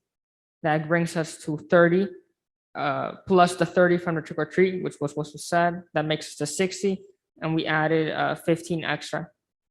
No, we added 10 extra. So you're missing a few there. Go ahead. Through the chair, I copied down 10 for haunted house, 40 for trick or treat, 10 for pumpkin decorating, and 10 for stage area, so that adds up to 65, and then we added 10 extra to reach. Yeah, it was the 5 at the stage area, then the 10 extra, which made that I see. 75. So it's still 75? Yep. Understood. Okay, I apologize. No worries, no worries. So that's where that 75 number came out of. So basically, we will not be accepting, I know in the past we have accepted extras to come in if people weren't showing up, but we made that 10-person buffer. Because usually we don't lose too many, but we do have those times where we lose people. But that 10-person buffer and was what we made, so it makes our life easier because then it makes it more difficult to track their hours, to go back and forth. I'd rather have that set amount. And everyone will be doing something no matter what. Although we have the 10 extra, we will have something for them to do, right? But I'd rather have that 10 so we have some wiggle room. And Through the that's, go chair, ahead. we started talking about the pumpkin decorating. One thing that we've done in the past, I think if we are gonna do it, we should vote on is charging. I was looking in the past, it was $2 per pumpkin decorating. So just so that we vote on that if we need to. Yeah, so I think we discussed that in the subcommittee too, was how much we were going to charge or if we were going to charge for pumpkins. It's changed every year. Most of the time, we do not charge for pumpkins. Sometimes we do charge for pumpkins. The gain of charging for pumpkins is very little with the fees that we get from Eventbrite. If we're charging $2, we're probably getting 50 cents out of it. Or 75 cents if I'm being honest with you, because of their fees per ticket. If I were me, I wouldn't charge for the pumpkins. Through the chair, are the pumpkins being paid for? The 200, we are paying for them? And then the people painting the pumpkins, we're also paying for that as well?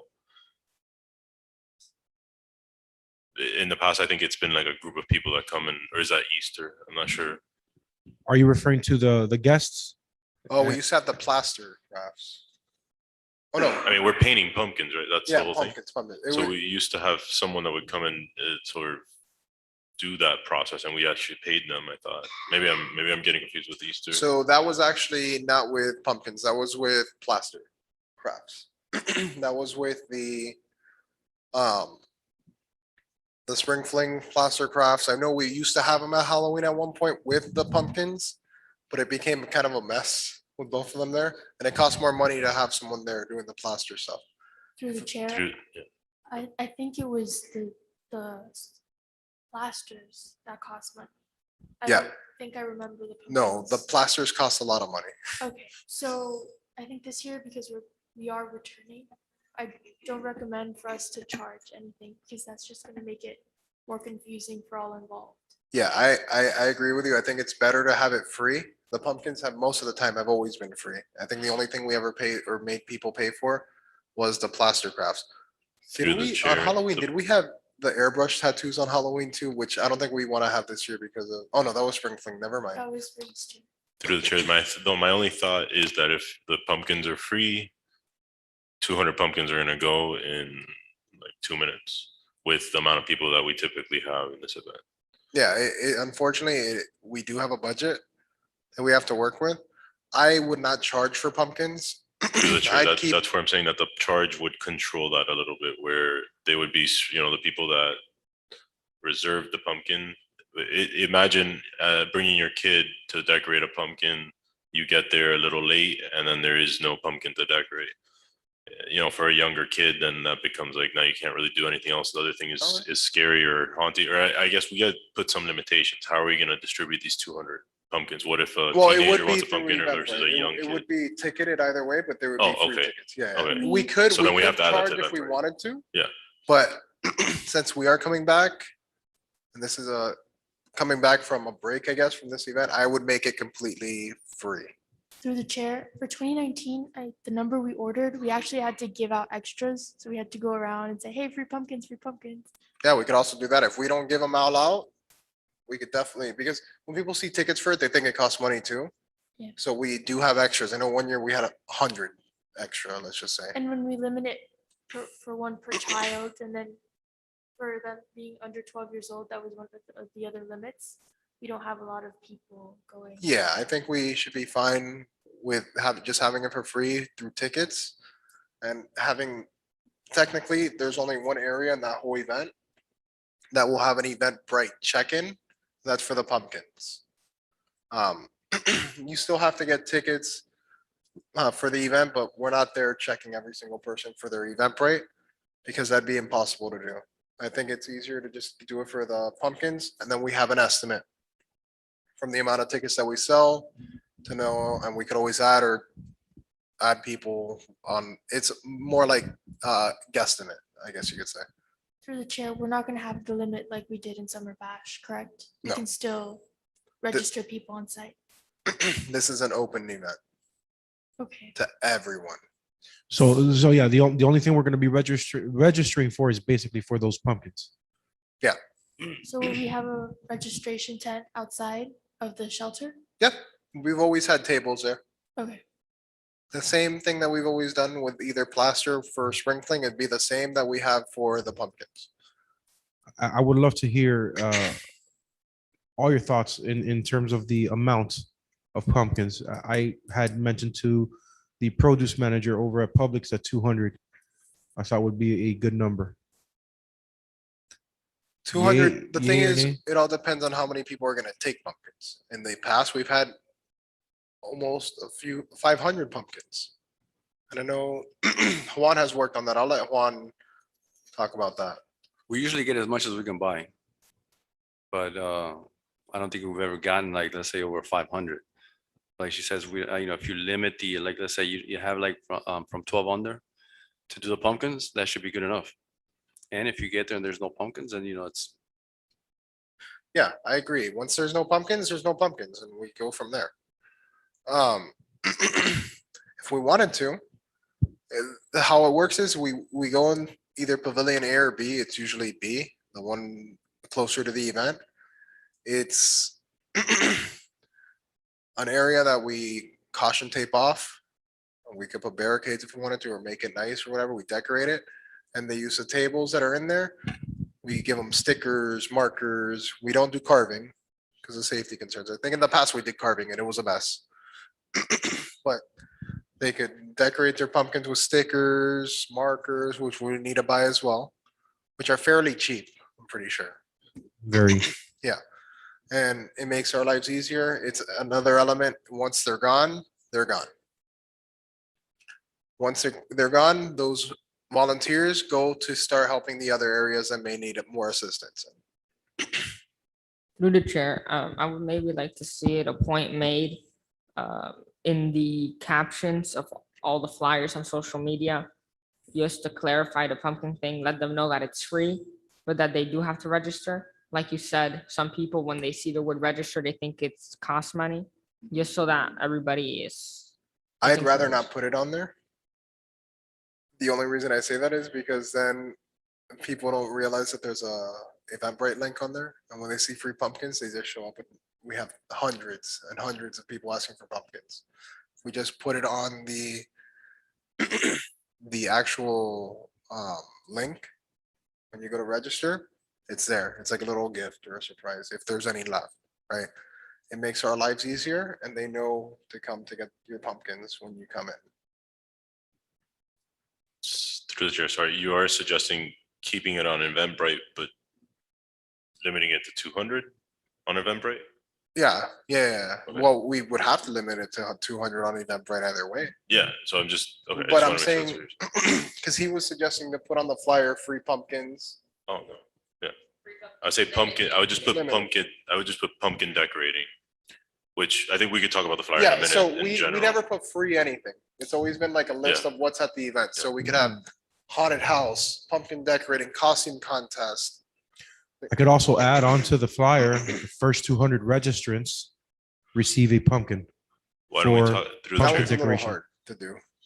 Through the Check. chair, why don't we just talk about the flyer in general? I had a few other things for the flyer, so I don't want to just. Yeah, we jump can talk into about that. the flyer now. And just to finish with the Eventbrite stuff we were talking about, we are putting an RSVP for, like, for people to RSVP because we usually use that for a head count. So we Yes. do want adult and youth RSVP. Correct. Yes. The only issue with that is we're not having every single person check in. There's too No, many yeah, we don't have them differences. check in, but it at least gives us how many people. Yeah, sort of it's an registered estimate, for and then the if we event. see that there's, let's say only 500 people show up, but we're there and we see that there's 5,000 people, we could. No, we don't go directly based on the amount of people that register on Eventbrite. So that is one thing to take into consideration. That's just to help us guesstimate how many people we have. When it comes to pumpkins, like we were saying with the poster and the flyer, in the past, we've had like like either a list or like different little areas of what we're featuring in the event itself. I wouldn't say free pumpkins at all. I'd say pumpkin decorating, costume contest, dance party, which we've had in the past. We don't have to advertise every single thing, haunted house and trick or treating is what I'd put on there. We don't have to put all the other little things that we're doing, right? Or we could even put food trucks, which we actually need to vote on that. So I'm gonna make a motion right now to add food trucks to this event. We have a second. I'll second. We have a second. Do we have any discussion on the food trucks? I know Ernie, we already talked to the food trucks and stuff, so we're good with the food trucks. Any more discussion? All those in favor signify by saying aye. Aye. Any opposed, seeing none, motion passes. So now we could add the food trucks to the poster or the flyer.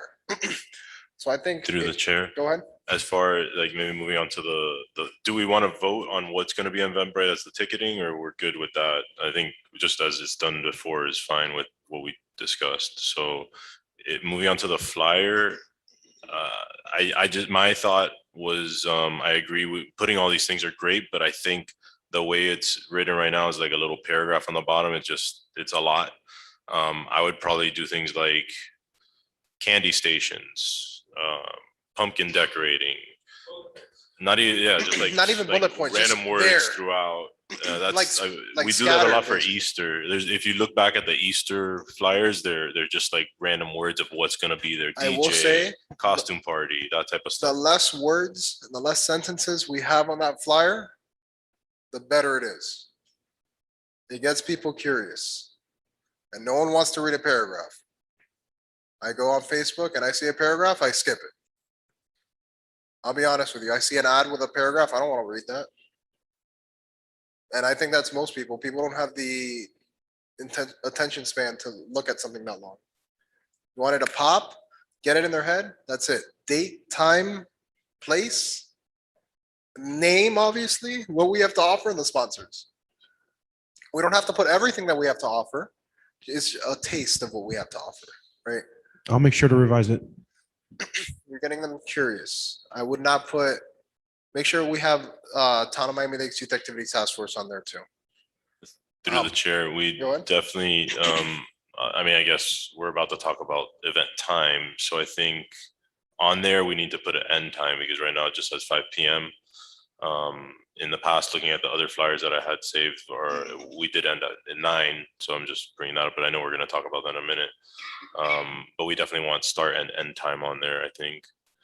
So we did talk a little bit about this at the last subcommittee meeting, was the times. Daylight savings is a thing now in October. So that night, it's supposed to become dark after, at around 7:45, 8 PM. Traditionally, how we did this event, the beginning of the event was everything's open. The only thing that was closed was the haunted house. And I guess the movie screen may not be good to have until it's nighttime either, because you can't see it in the daytime. So in the past, that's how we've done it. We suggested, because one, it's a Friday night and there's no school, and there's no school the next day, is to try to push the event a little bit later. It is a Friday night, it's a weekend. We did discuss that. Do we know, were you able to ask the town what their limit is for us, Ernie? I know I some did of us said mention, I did mention, 11 o'clock, for example. I did mention 6 PM to 10 PM. And there were a couple people who were a little bit off in with reference to the ending time. I did speak to the company, the Light Effects, and they did mention the daylight savings, and they did also mention that you're going to get if you really want the effect of We're gonna get our money's worth the later we have it. our product, you might want to go a little later. So I asked, well, how does 6 to 10 sound? Because I said that would be good. Mind you, and keep this in mind, there is a little wiggle room. There is always wiggle room, which we've done in the past.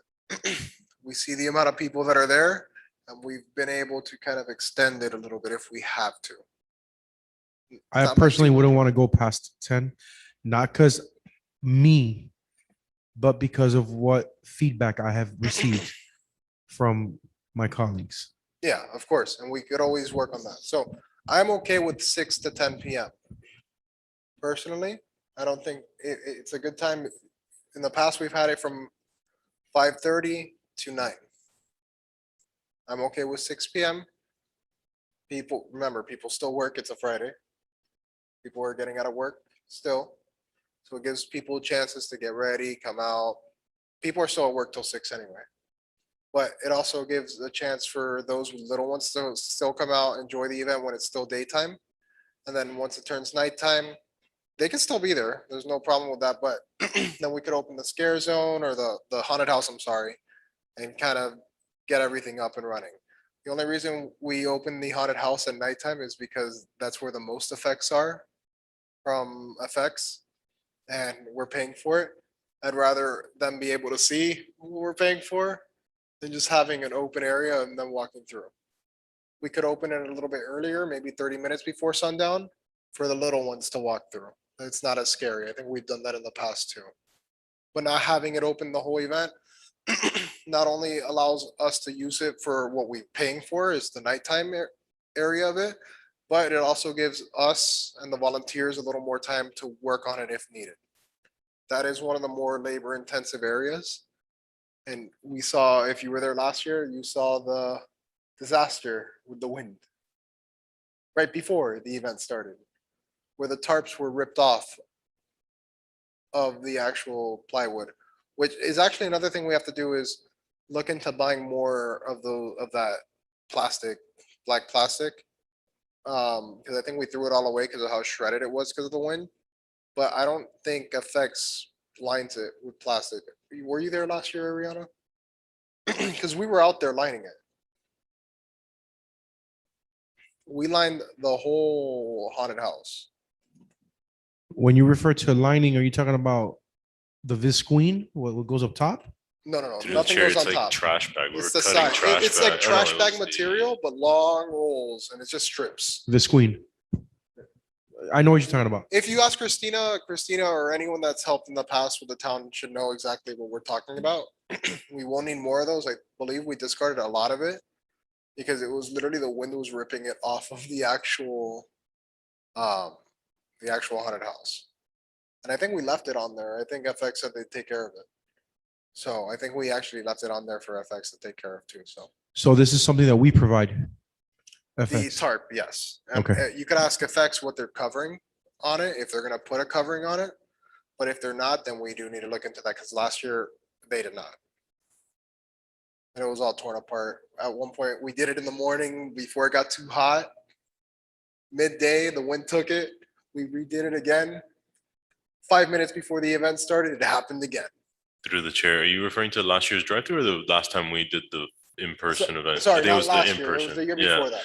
I think that's something we definitely want to check with Light FX because they basically, because our budget had been cut from the previous year to that year, that was the first year that we went from 25,000-ish to about 15. They weren't able to provide obviously as much as we had done the last time that they did the whole. They literally took care, the year before that, they took care of the entire haunted house and we didn't really have to do much. With that year, once that budget cut happened, we ended up having to do, they basically gave us the bare bones of the haunted house. Yeah, And they then gave we us the actually bare had bones to and the man it. effects. And We they did did the the props. FX and then, but I think that was one of the things that was very costly because they have to do the flooring, so it's handicap accessible, but that was something that was extreme, a decent amount of cost, where if we did it ourselves, it was a lot more cost effective. So we chose that. So I think that's some of the things that we need to determine, like what exactly, even though they're doing the haunted house, what's going to be included in that. And obviously that all comes back to the budget that we have. Through the chair, my question is, are we gonna have to vote on anything regarding the DJ or the costume contest? Because that's on the list and it is 8:47. No, we don't have to go over that, and we could finish up here, so, That is also, everything is covered by FX. yeah, and I think we're basically almost finished here, so don't worry, we're gonna finish up here. So I'm gonna make a motion to have this event with a start time of 6 PM and ending at 10 PM. Do we have a second? I'll second the motion. We have a second, motion, a second. Do we have any discussion? No discussion. All those in favor signify by saying aye. Aye. Any opposed? Seeing none, motion passes. I'm also going to make a motion for, or we actually, sorry, no motion yet, but we need to discuss this, is what time the committee and the volunteers are showing up to this event. I'd rather give this to them on the first day so they could start planning ahead of time, what time they're going to be at the event, from what time to what time, right? Through the chair, I think a lot of that might depend on how much work we have to do on that haunted house, because that took a long time, which is great. But if we don't, I mean, depending on all that, will depend on what time the volunteers need to get there. So So I we would could just aim have for two earlier tentative right now. times right now. We can make two tentative times right now. It's basically the times of the event is whatever time we pick for them to come. And then at the end is when they go home. It's until event end and pick up, not until event end, because they don't go home at 10. We have to pick up the whole event at 10. Technically, since we voted to have it until 10, that event has to run till 10 o'clock. Unless there's no one there, then we pick up and leave. But if there's people there, we have to have it till 10 o'clock, right? The taxpayers here in Miami Lakes are paying for this. So we have to give them what they're paying for. Okay. I would suggest how we've done it in the past is having the volunteers come in at 12 PM. Or even 1 PM. It all depends. We Through used the to have them chair. come at That- 9 AM. Through the chair, that's where I'm saying we got there even earlier that year because we had to put up all that Yeah. stuff. So I don't think we should set a start time yet. Let So Ernie why don't we just make two solve- start times? Right now, and I mean, it I don't all think we need to depends on vote on what the time FX for that. gives us. If FX is doing most of the haunted house for us that we don't have to do much on, start it at 12 PM or even 1 PM, we could say, right? Meaning we don't have to give them lunch, the volunteers lunch. And we don't have to worry about that. They come already having lunch and we only provide snacks and dinner at the end. Through the chair, I would like to talk about food for the volunteers as well, because last year there was a big issue because we didn't give lunch and then we also didn't give dinner. We gave dinner at about 10 o'clock and they were there for like 6, 7 hours.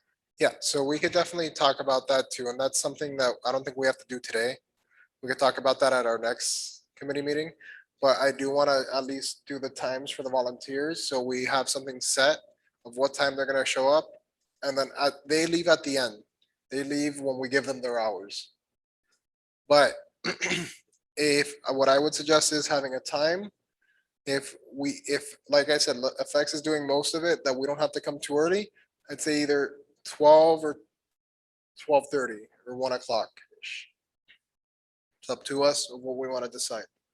If they don't do it and we do need to come earlier, I'd suggest around 10 o'clock, 2 hours earlier. All depends on what we want to do. I wouldn't have them coming at 9 o'clock. Remember, these are volunteers that are under the age of 18. We cannot release them to leave unless their parent is there. That means they cannot leave to go get food somewhere. So the earlier they come, the more we have to provide them with food and snacks and things like that, right? Because we don't want anyone passing out and things like that. Have 2 shifts ever been spoken about? I would not do 2 shifts.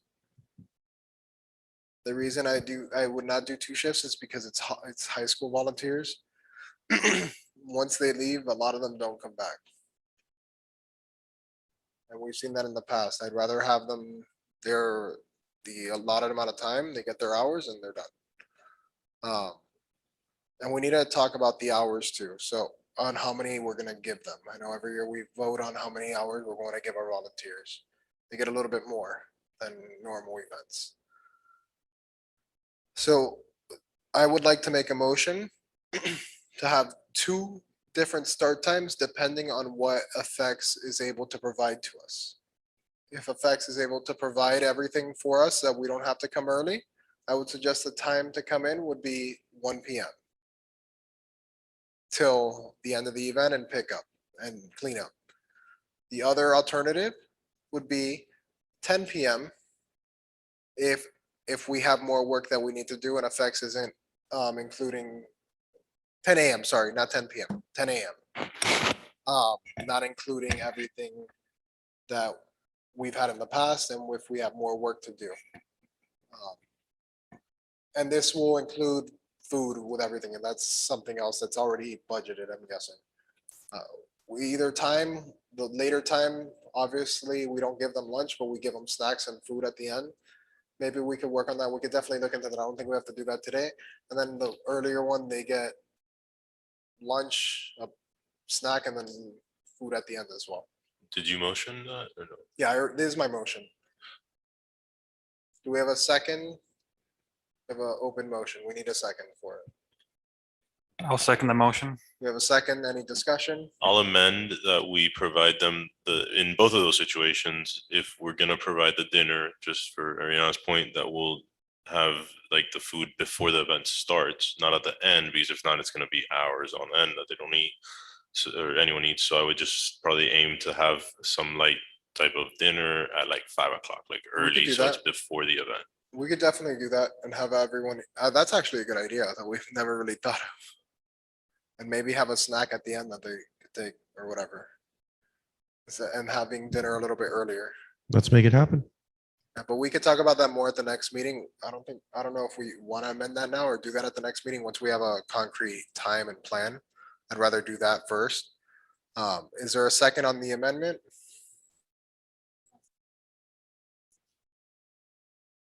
Or so I'll second. there's a second on the amendment.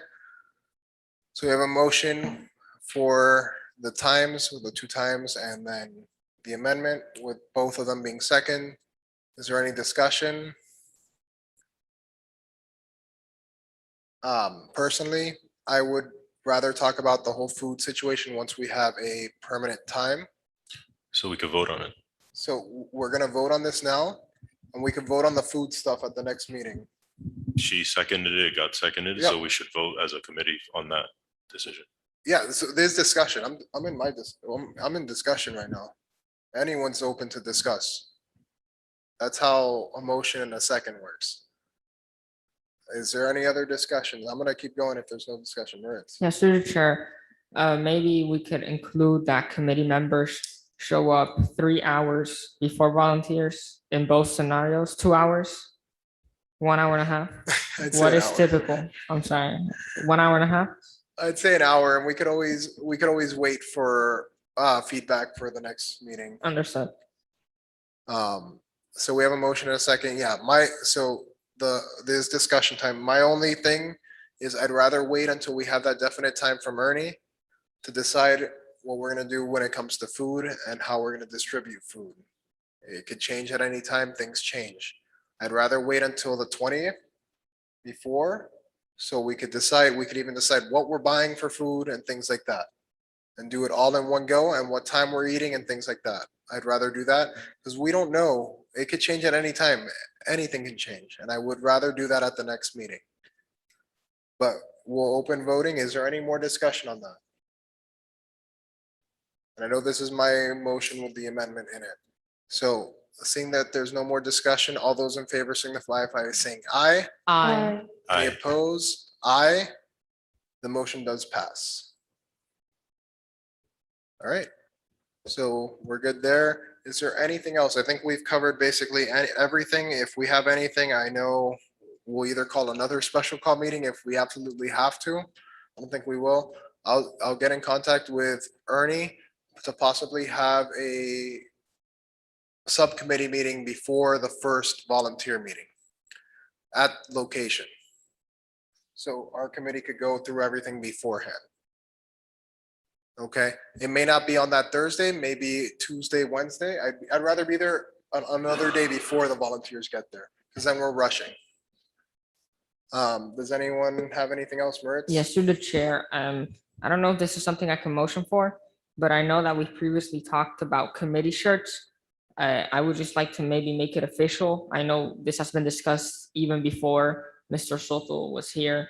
If maybe a motion would make it official to actually start the process of ordering. We need to see, I know we gave our sizes to Christina at one point. I don't know if she ever ordered them. We need to look into that with Christina. Were you able to check into that? Ernie? Christina gets back on Monday. I'll make it a point to get in contact with her. Just remember at this event, at this Halloween event, traditionally, the committee doesn't wear the polos. Most of us are in costume, and I would recommend being in costume because it adds to that atmosphere of a Halloween event, right? Through We're the not- chair, Christina did take our sizes, but that was about 2 years ago. No, that was because you were here for that, right? Or Mark Gomez was here for that, and Mark Gomez has only been here for a few months. when she took I was your here for size. that. That was like my first or second meeting. Mhm. So that must have been, I don't think you were here for that meeting, Flavia. Oh, yeah, that was before summer began. So if we can look into that with Christina, but I think we're good on We'll, that. no, we'll do for sure. If she took your sizes, then it was for a reason, and that reason was to get the shirts. Yeah. But either way, At the As next what Brian subcommittee said. meeting, I don't think we need to vote on it. We'll go over what each committee member that's at the subcommittee and wants to be part of this event will be doing in each section. That is not something we have to vote on, but anyone could take charge on something that interests them. Okay, and we're not gonna go over that today. We'll do that at the next subcommittee meeting. So we don't have to take much more time. Is there anything else that anyone wants to bring up regarding Halloween? I'm sorry that it's been a long meeting, but it had to be done. That's why it's an emergency call meeting, a special call meeting, and it's something that may happen again in the future and it's very rare. Okay. Before we go into the next item, is there anything else that anyone wants to add before we go regarding Halloween? Once we close Halloween, we're not going back to Halloween for this meeting. Seeing nothing, do we have any announcements? Yes, through the chair. I would like to say that I ran into Miss Denise Mera the other day from Miami College. She's the one that's been at the event for Miami College. And she kindly asked to keep Miami College in mind that they love participating in our events, that they had a great time at the end of Summer Bash, and that they're here whenever we need them. And Awesome. also, through the chair, I know, at least since I've been in the committee, it's kind of been tradition that every new committee member introduces themselves. Yes, so we were actually gonna do that at the next regularly scheduled, I was actually gonna do that at the next regularly scheduled meeting, so hoping that all or most, or if not all, the committee is here, so she could introduce herself. Okay. Are we good? Everyone's good? No more announcements? I will not be here next week. Do not call me. Except for you, Ernie. You could call me. I don't care. Seeing that there's nothing left, do we have a motion to adjourn this meeting? A motion to adjourn the meeting. Do we have a second? I'll second. We have a second. All those in favor signify by saying aye. Aye. Any opposed? Seeing none, the meeting is adjourned at 9:01 PM. Thank you, guys. I love you all. Keep it real.